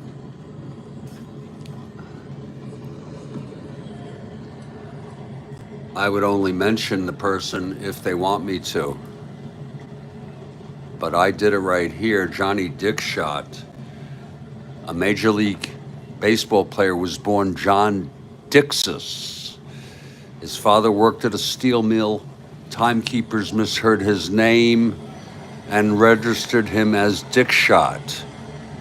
The family adopted it as their surname. Dick Shot's nickname was Ugly because he proclaimed himself to be the ugliest man in baseball during his career. And I don't think he was that ugly. I've seen uglier people in my day. Really. I mean, you know, maybe the brow is a little bit Neanderthal.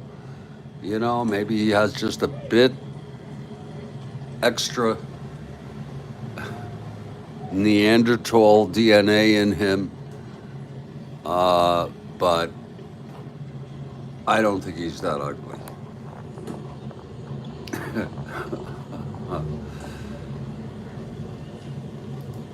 A name like that,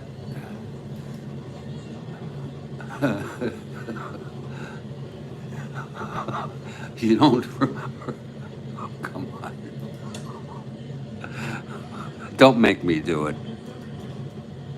You don't remember any ball player uglier.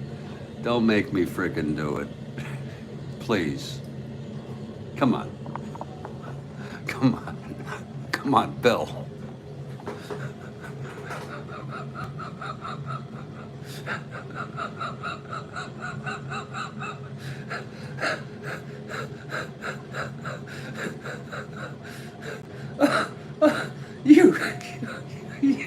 You didn't have to. You didn't have to frickin' do this. That was a gimme. That was a gimme. Oh, now my stomach. It didn't hurt exactly. It's not anxiety. It's just. That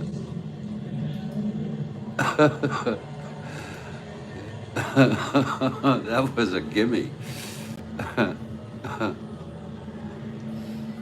And if this be the worst thing I do, or we do, some of us make fun of people, you know, that should be the worst thing we do.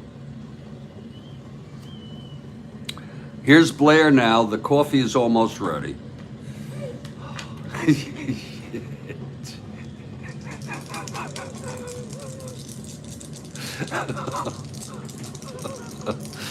Oh, Willie. Blair doubled and flew to center. Here's the pitch from Downing. 210 left-handed, that's a slash. I think that might be the first slash of the day. From a right-hander. It's a 17, I don't think that's going through. Again, it was 210 left-handed. No, it's not. It's a liner to second. Right-handed, liner to short. Not that it matters. Caught by Bummer.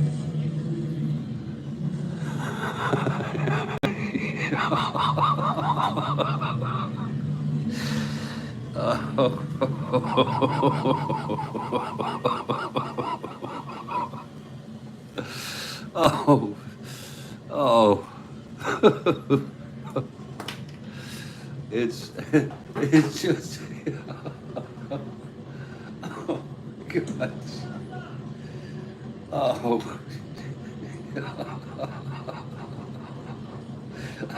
Oh, God. Oh. Oh.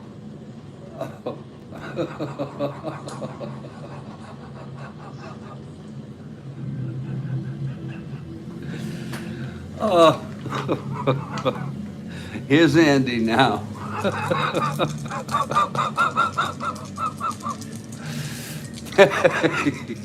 Oh, Downing now.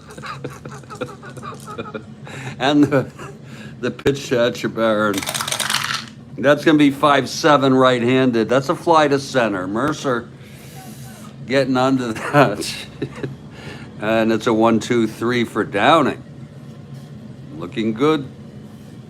We've gone 5, 2-0. It's a good ball game. You know, McNally takes the mound. We'll get some coffee now.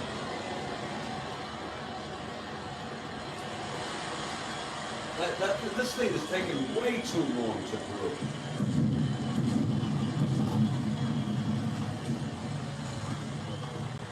I think this fucking thing is supposed to be an 8 cup.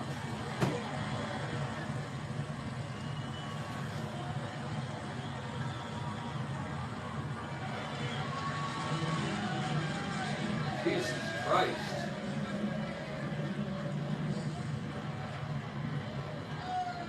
This thing is still brewing. It usually doesn't take that long. I may need a new coffee maker. God.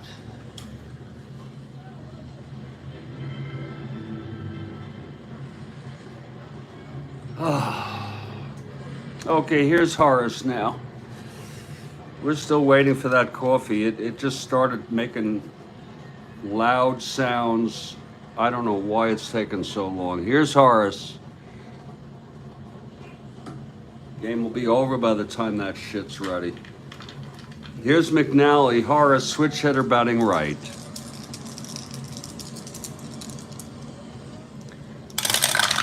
That's 4-2.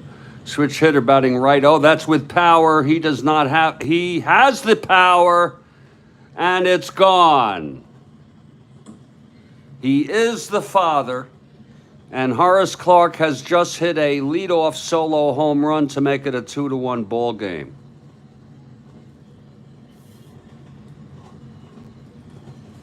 Leave it to Horace. Look at it again, folks. It was 4-2, switch hitter batting right. End home run. Oh, it's a ballpark blast. I am so sorry. I am so sorry. That is a ballpark blast. Ignore that right now. Oh, Lord, I missed that. Hold on. Oh, and it's a 3. He's got the power. Hitting right-handed, and it's gone. Look at that. 1-7 gone in Baltimore. If he was hitting left-handed, which he's not, it would have been an out.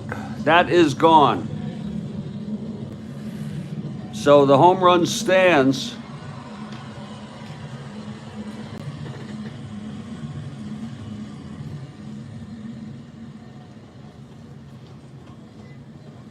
Clarke has hit a number of home runs that were surprising. He's not exactly a home run hitter. He had 4 in real world. I don't deal well with stress. You know, when my coffee maker starts acting up,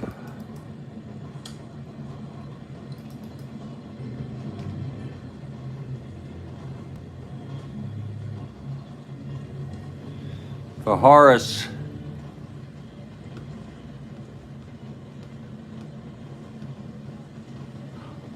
that is number 4.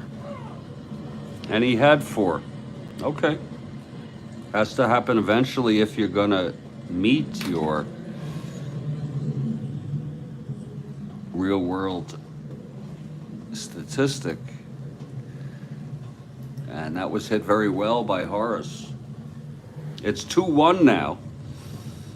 No outs, no one on. Gene Michael is the batter. Now it's quieting down.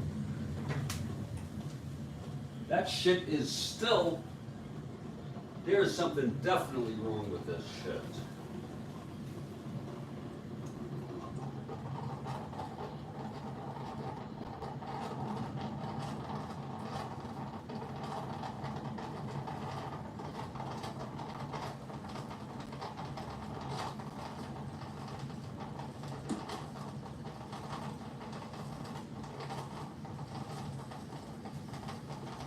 I'm gonna sneak a cup anyway. It usually doesn't take this long.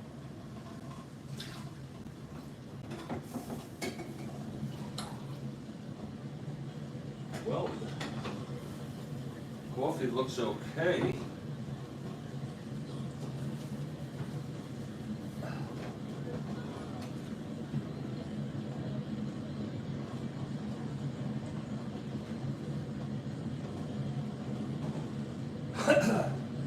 Christ.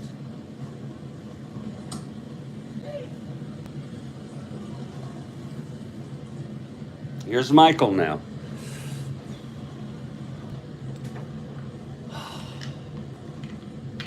McNally. And the pitch. 112 left-handed, walked him. So McNally puts Michael on, not being held.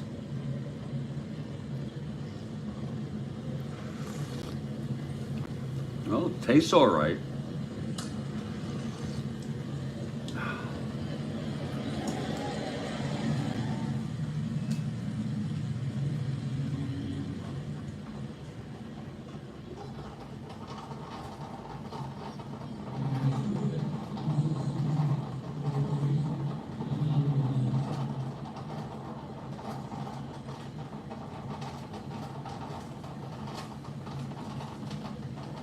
It's just dripping very slowly.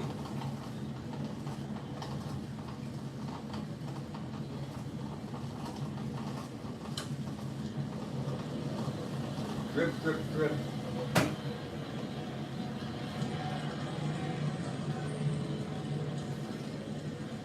Fucking.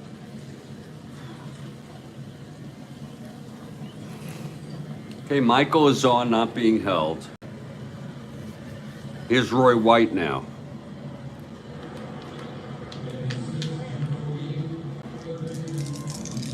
Here's the pitch from McNally. 2-7. He walked. No, even better. It's a base hit by White. No, the paper filter looks good. Paper filter is good. It's a 2-7 single, left-handed. Michael goes to third, first and third, no outs. White not being held, 1-11, etc. Infield back.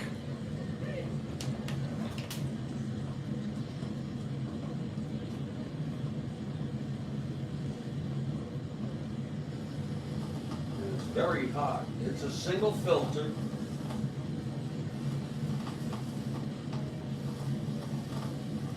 I think the mechanism.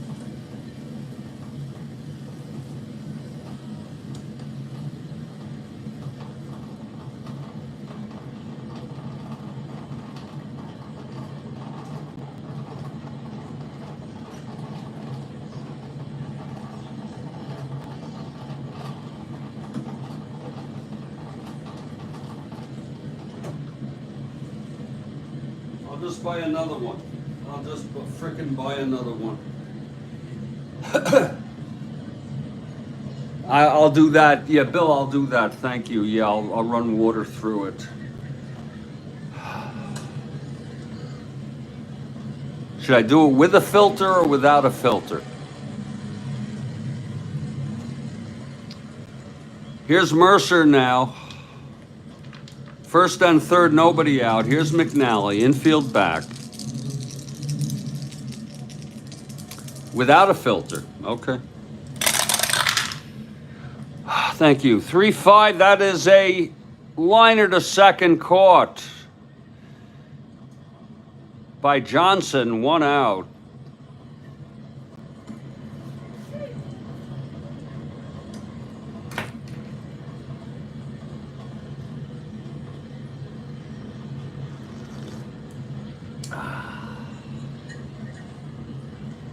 And here's Frank Fernandez. Do they say put vinegar in it? Does that help? Because I have vinegar, white vinegar.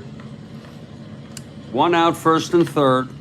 And here's Frank Fernandez, because you know that coffee is the engine for my ability to play here. It's 1 out, first and third, infield back. The pitch from McNally.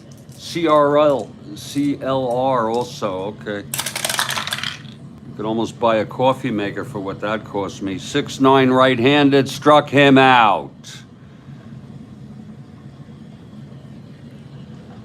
Vinegar. You're getting it from the wife. Just put vinegar.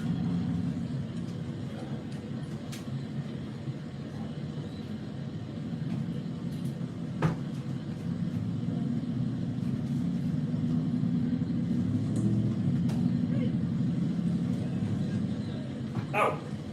And it's terribly hot too. Ow!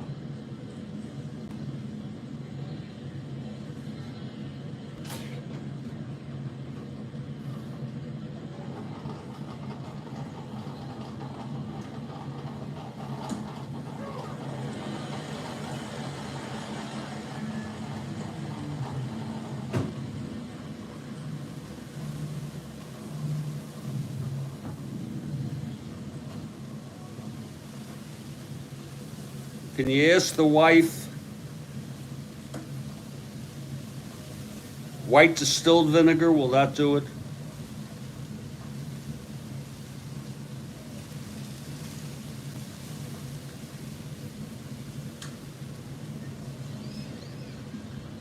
Okay. Thank you, wife, will you? Otherwise, I'll get a whole new frickin' coffee maker. And then rinse it out really good. Rinse what out good? In other words, should I run it with the vinegar? No. Run it, put the vinegar in like I would the water to prep the coffee, no filter. Let it run through. And then maybe do another run through of water to rinse all that out, to clean it. And of course, you're going to clean the coffee pot. Does that sound right? Can you ask the wife? Now it just stopped. There may be things stuck. We'll see. Yeah, that's perfect. Okay. And you know, I don't do well with stress, folks. I don't do well at all. You could see it's my vulnerability due to my severe anxiety and depression. But I'll just buy a new freaking coffee maker if I have to.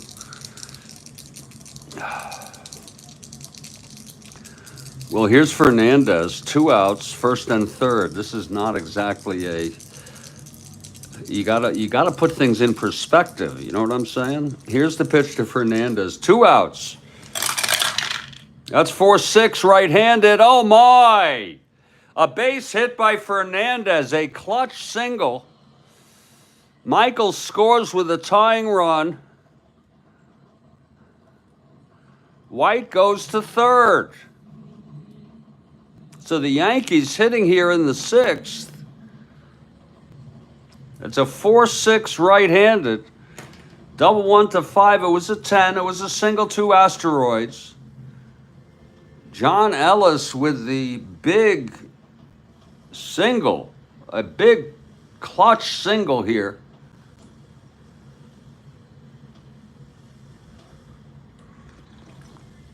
He thought he was supposed to drink it.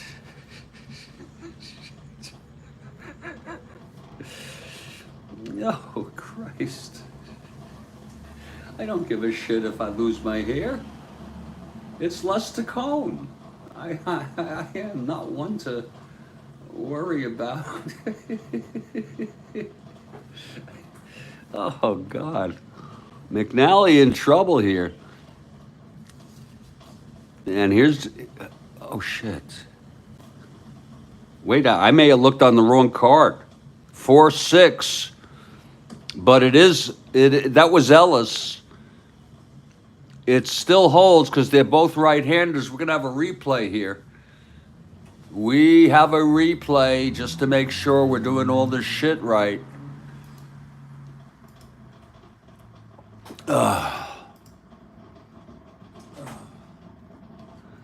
This is a replay. This is a replay.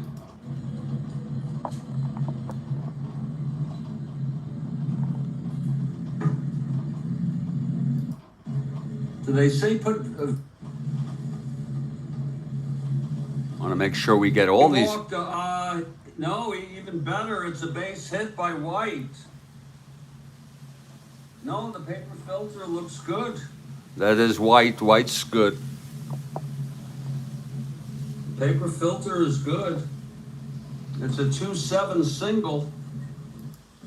Now we have Mercer.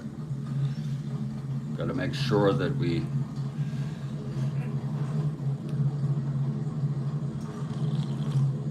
We are on replay mode, folks. This is a live hand.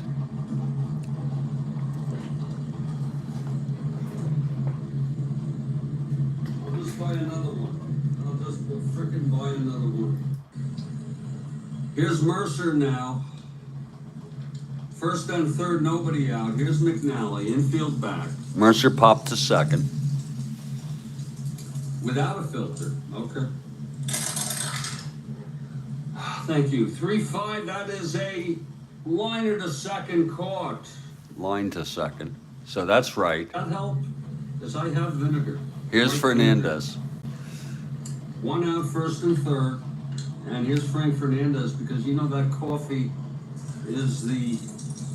Fernandez struck out. Engine. Oh, okay. Could almost buy a coffee maker for what that cost me. 6'9" right-handed, struck him out. Okay, good. And here's where we wrongly, with Ellis 2 up, wrongly rolled on Fernandez's card.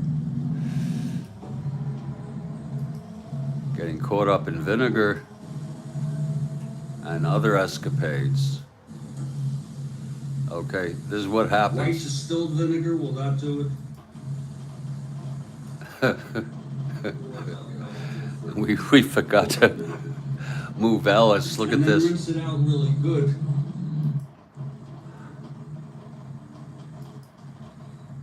Let it run through.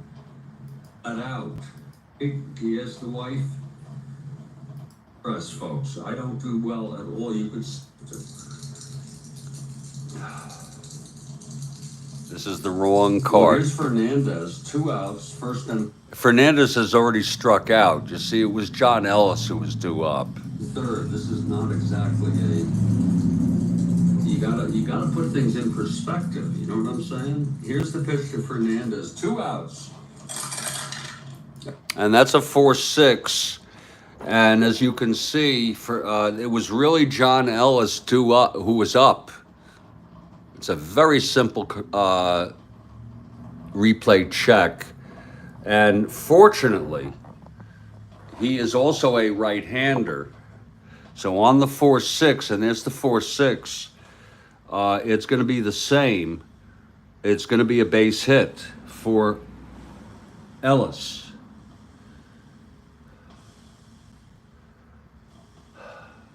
To make it first and third. And that will bring us to Len Bummer. Len Bummer. And I do this for integrity of the game, folks.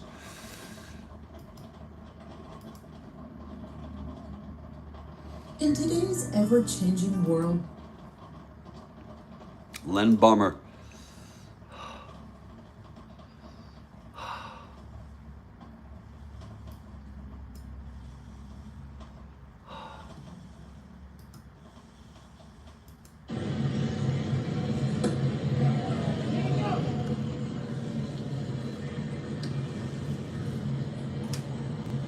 A 176 hitter.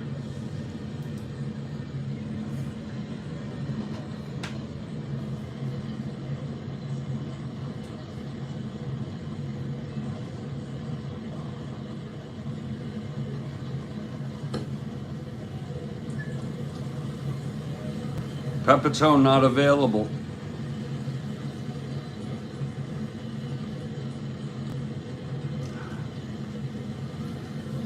We'll let him hit.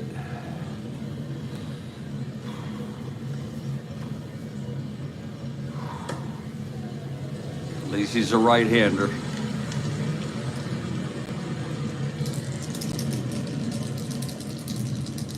Here's McNally now. Trying to get out of this. The pitch to Len Bomer. That's 1-5. Walked him. Oh, he walked him.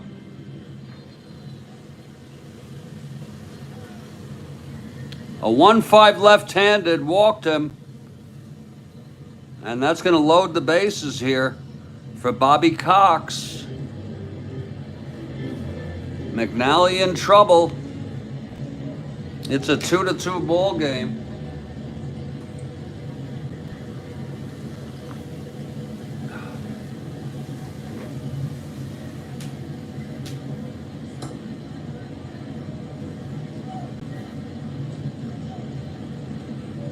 This thing has finally finished. The good news is that the filter has no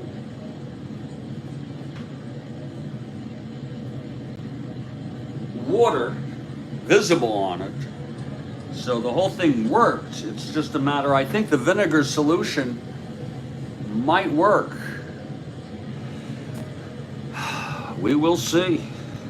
We'll start it right after I finish this cup. I can't do another cup. Here's Cox now. The bases are full with Yankees. 2 outs, 2 runs in here this inning. McNally, his first endurance is next inning. Here's the pitch to Cox. That's going to be 1-7 left-handed. He walks in a run. He walks in a run, and the Yankees take the lead 3-2. And the pitching coach is coming out.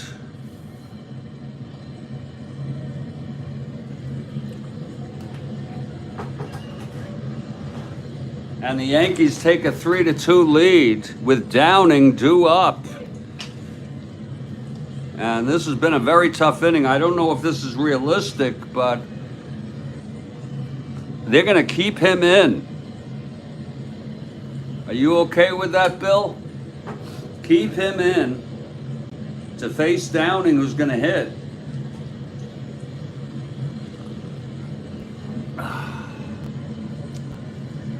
I know it's just a wretched inning here, but keep him in the frickin' game. Yeah, we'll keep him in. Base is full still. Clutch situation. Here's Downing now. I hate to bring in a new pitcher when the pitcher is batting. Here's McNally now. Full windup. Pitch to Downing. That's 2-2. And he pops it up behind the plate. Etchebarren makes the catch, and 9 batters came to bat. 3 runs later, the Yankees take the lead.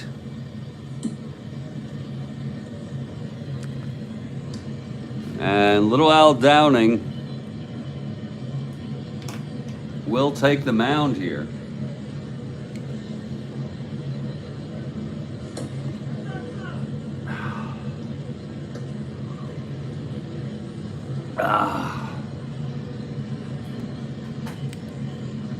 It will be Motton, Johnson, and Simone. Yankees 3, Orioles 2. Big 3-run inning for the Yankees. Off McNally. Whew. Here's Motton now. And the pitch. 5-7 right-handed, fly ball center, Mercer. Under it, 1 out. Here's Davy Johnson now.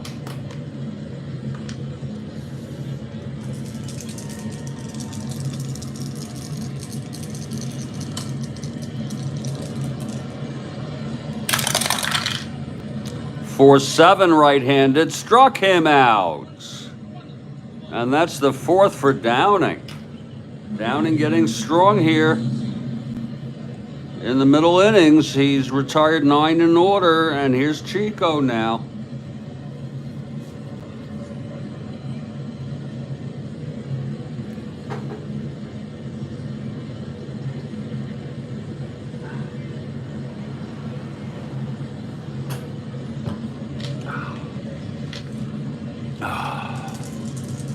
Chico 1 for 2, doubled in the 4th, left on.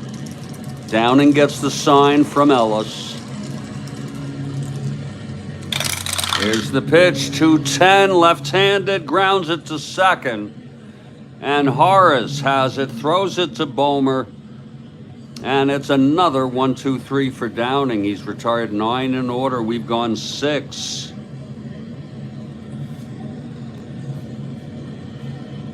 This is McNally's first endurance inning.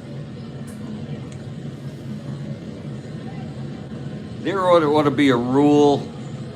What do you think about a rule that says if you allow, would it be 2, maybe 3, maybe 4 combination of hits or walks in the endurance inning prior to your endurance inning, then you only need 2 in your endurance inning, but they don't have that rule. I think some of you may know what I'm talking about. I don't like to mess around. It was unbelievable. Here's Horace Clark, who homered and started off the 3-run inning. Kids. Yeah, why burn these people out? You know what I'm saying? Here's the pitch to Clark. 3-8 left-handed, flies it to center, 1 out.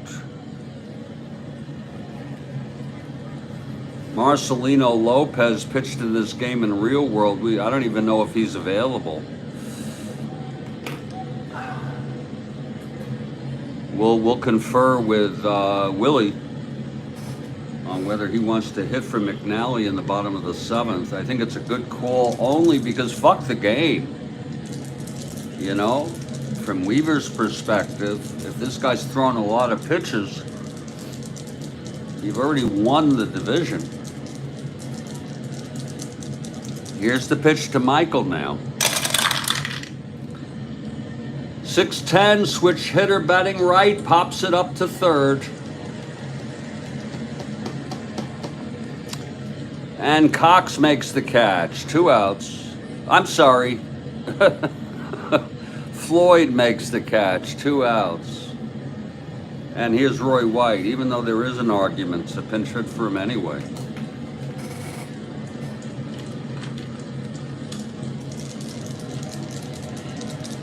White switch hitter batting right. McNally winds and deals. That's 4-11. Switch hitter batting right. Fly ball center for Blair. And it's a 1-2-3, so he looked pretty fine there. We're in the 7th inning stretch here.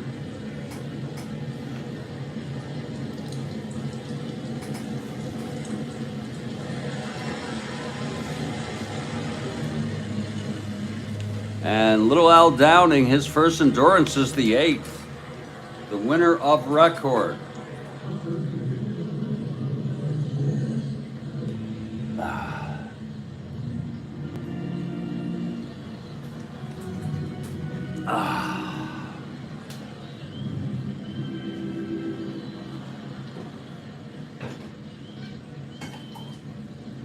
I'm just going to top this off for coffee.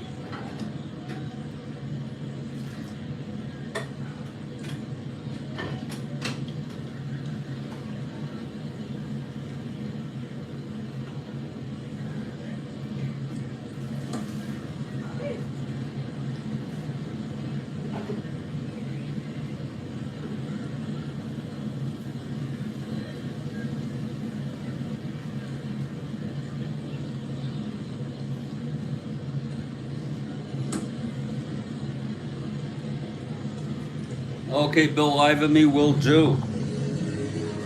Bill, if the wife is nearby,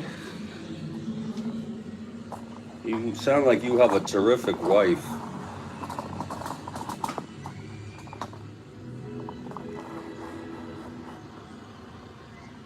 What we're talking about here now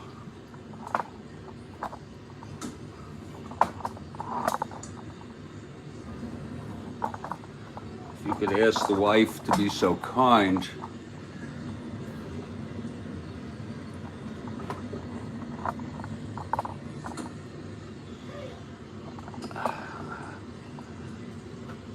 No filter, But use the cup.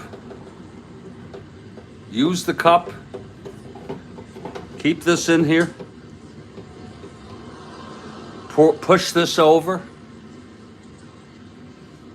And just pour the vinegar in. Is that correct?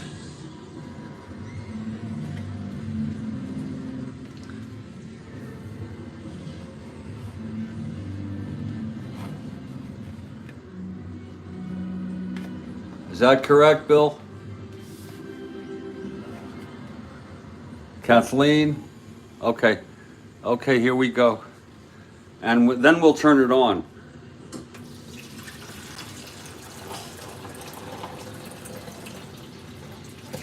Now, it is not going to be a full... It's not full, but...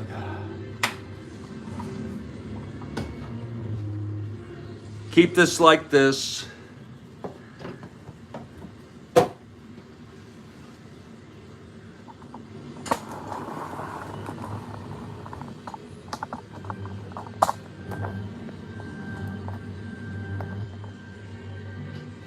And just turn it on.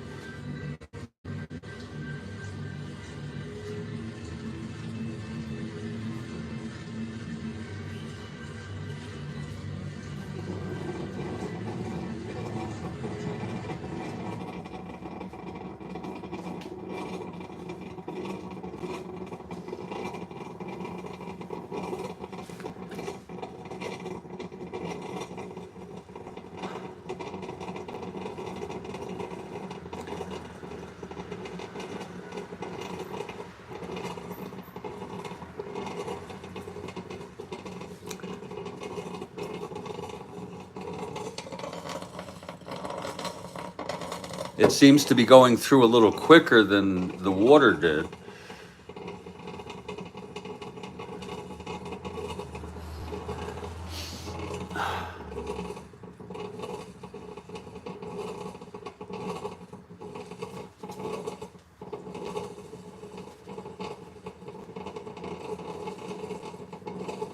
We are in the 7th inning stretch, folks, and it is a 3-2 game. Yankees on quite a comeback, and we're just trying to do some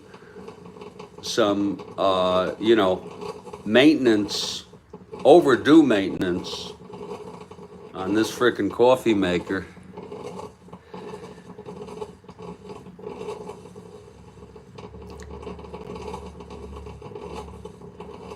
Stand by, people.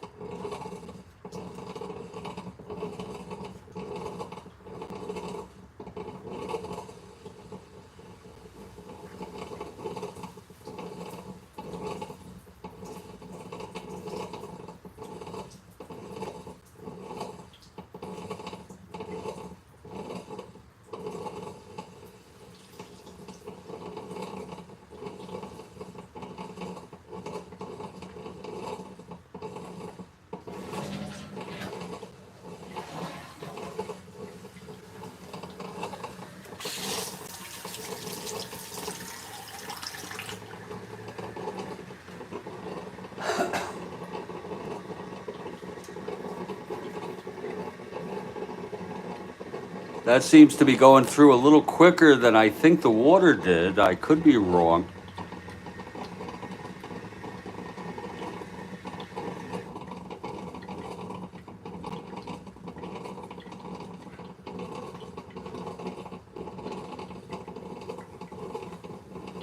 We're putting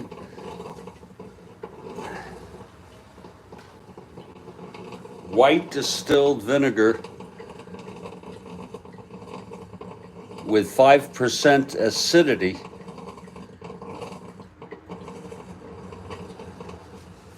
I don't even know what vinegar is. I don't even know. Does it come from some sort of plant or something? Christ.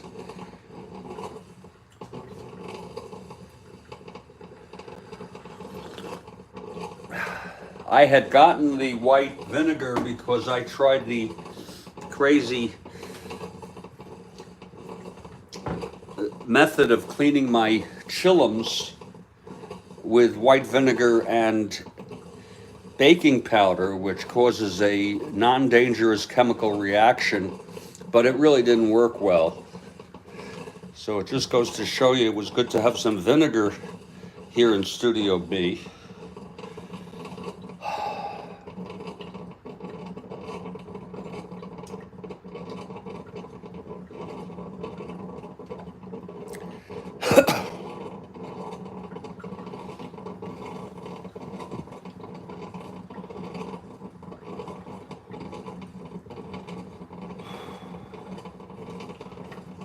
And I know a lot of you, we don't expect you to, think this is a great thing to be doing here, during a ball game. But you gotta have a freaking sense of humor, you know what I'm saying? Oh, one of these days I'm gonna have a stroke on on this frickin' broadcast. Yeah, at least I'll die, doing what I liked. Isn't that a great thing? I smell the vinegar. I smell it.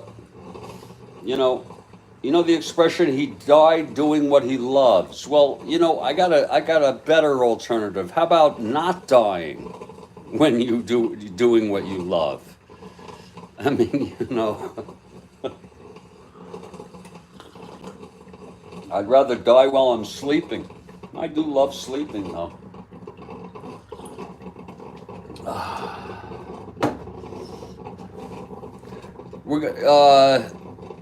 Now, Bill, why don't you want me to show you? Because you want to get back to the game? And when you say run water through it, do you mean do another pot? Do you mean go back to the top here without a filter and run water through it? Is that what you mean? And we're getting that from the wife. And you say don't show us because you you are bored by this, that you want to get back to the game.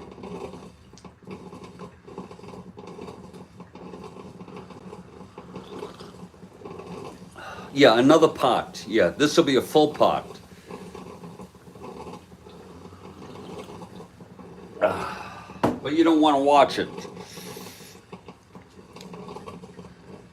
My question is, why do you not want to watch this?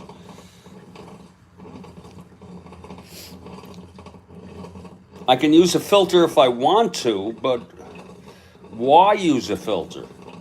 Is there an advantage to using a filter? Does your wife know that? Do you know it, Kathy?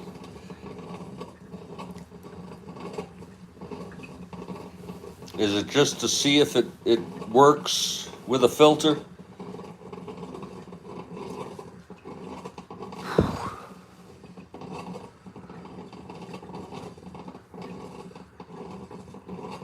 Oh, God. Okay, I will go back here. I'll let this finish. I'll let it finish.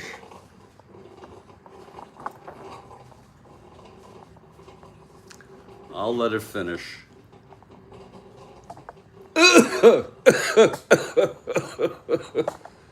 Oh, that smells of vinegar. Wow. Shit. Ooh, that's a strong vinegar odor. Yeah, that's what we'll do. Look, if it works, it works. You know?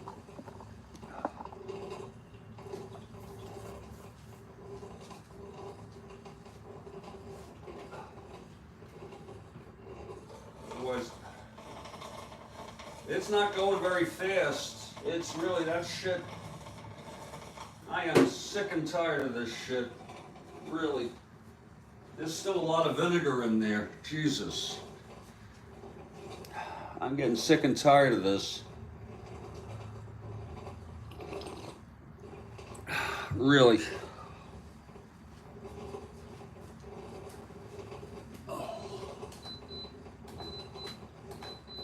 Oh, God.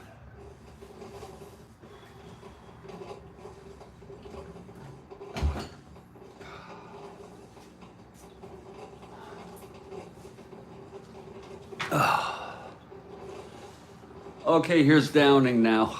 Floyd to lead it off.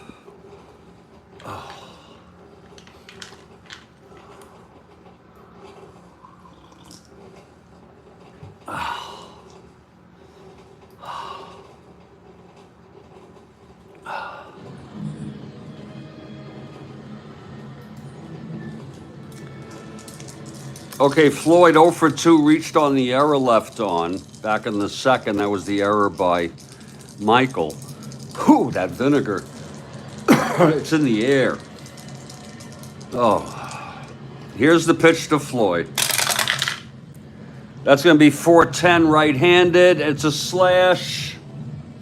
A 20, it's going to be caught. Right-handed.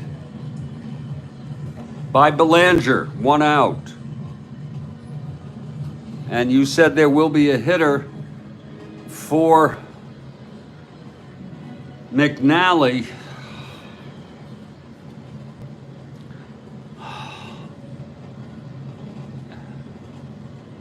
And yes, Leonard is available, absolutely.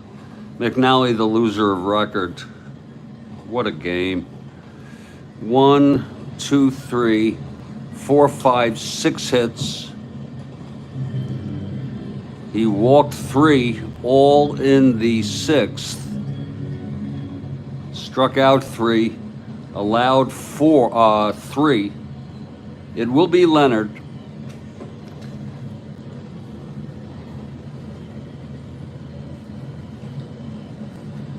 A right-hander.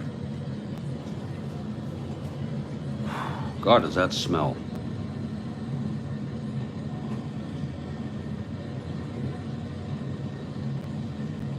And let's see who's going to hit. I should be able to figure this one out, huh? Downing left-hander.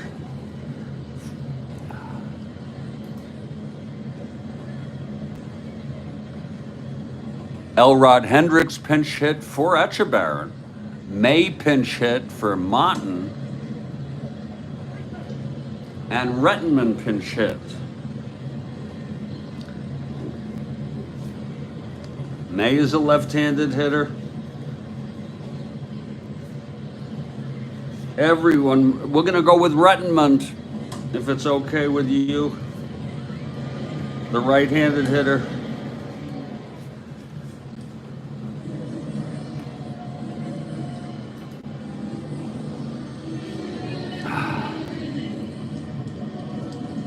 Merv Rettenmund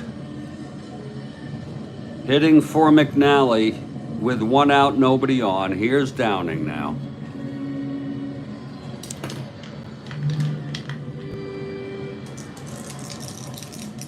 The wind-up, the pitch to Rettenmund. That's 4-3, right-handed.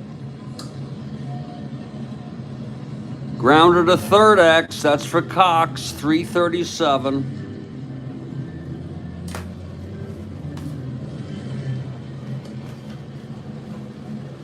Oh, that vinegar, oh, what a smell. 337. 1-3, it's gonna go through for an S2 base hit. Whoa. Oh, that vinegar. A 1-3 to Cox. He's an E37, 478. That will be a base hit. It'll be a single for Rettenmund. His speed is good. Look at him, 1-19. Downing, +2, 1-21, 1-19 with a lead. I'm going to run another pot of water, Kathy. It's still going, though. I'll go just frickin' buy a, it's still got a shitload in there. I think this thing's done. I've had this thing for a while, and you know I use it a long time. There is a shitload of vinegar still waiting to come out. I have my mind, I'm just gonna go frickin'. No, the weed will come later this afternoon. But that vinegar is still going. Again, Rettenmond, 1-19 Downing, 1-21, 1-19 with a lead. He's being held. He's going for the lead. Yeah, Kathy. It's not the end of the world. He's going for the lead there, Bill. And he does not get the lead. So he's a 1-19, 1-21 -4, 1-17. You want to send him being held without a lead. 1-7. Oh no, I'm sorry. That's -11. I am sorry. Forget about it. But he's being held.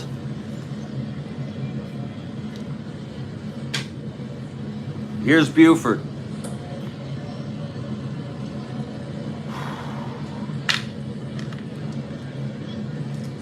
Downing now.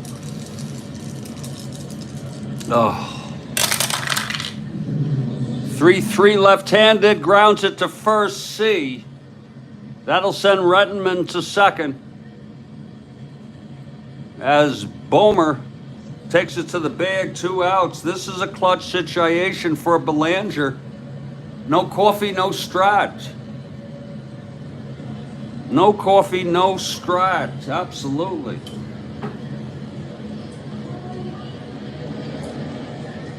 No coffee, no Strat. No weed, no Strat.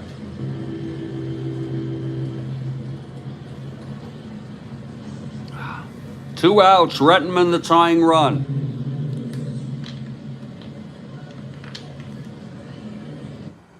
That should have still come through. Here's Belanger now. Clutch situation. Pitch from Downing. 2-7 left-handed base hit. Belanger, Rettenmond comes home with the tying run. Oh my.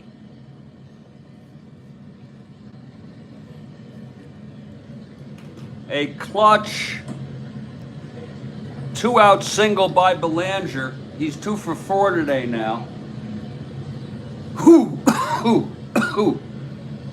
That vinegar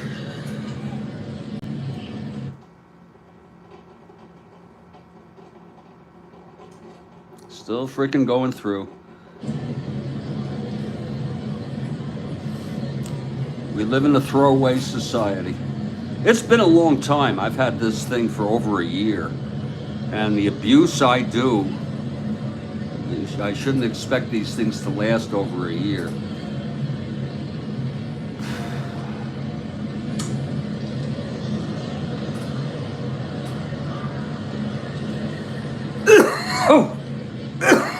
Oh, that vinegar. Oh, God.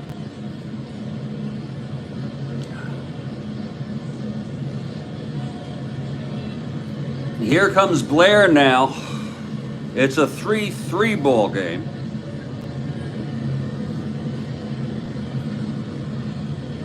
Shut it off and pour it. Why do you say that, Kathy? You mean just give up on it and get a new one? Kathy, is that what you're talking about? Just give it up, call it a, cut my losses. Yeah, it sounds inviting. Here's Downing. The pitch to Blair. That's going to be 6-3 right-handed. A fly ball to left. That's going to be White. That's a 6-3 right-handed fly ball left. White 2-4.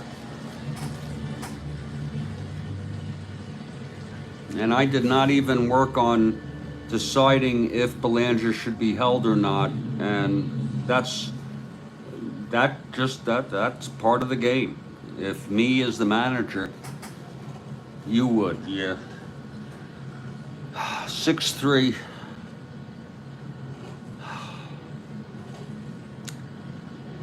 Oh, does that stink?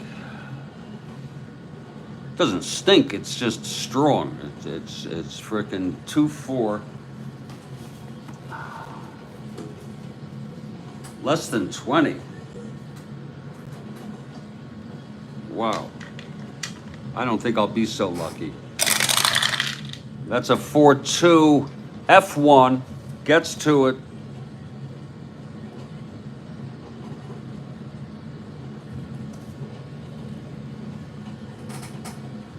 Ooh, does that stink? 6-9-12 on an E4. And he makes the catch. The side is out. Wow. It's a 3-3 ball game.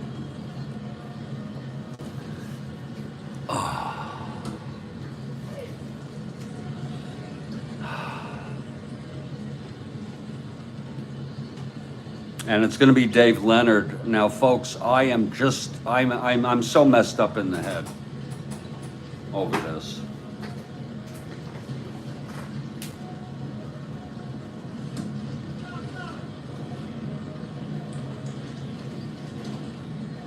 Ow!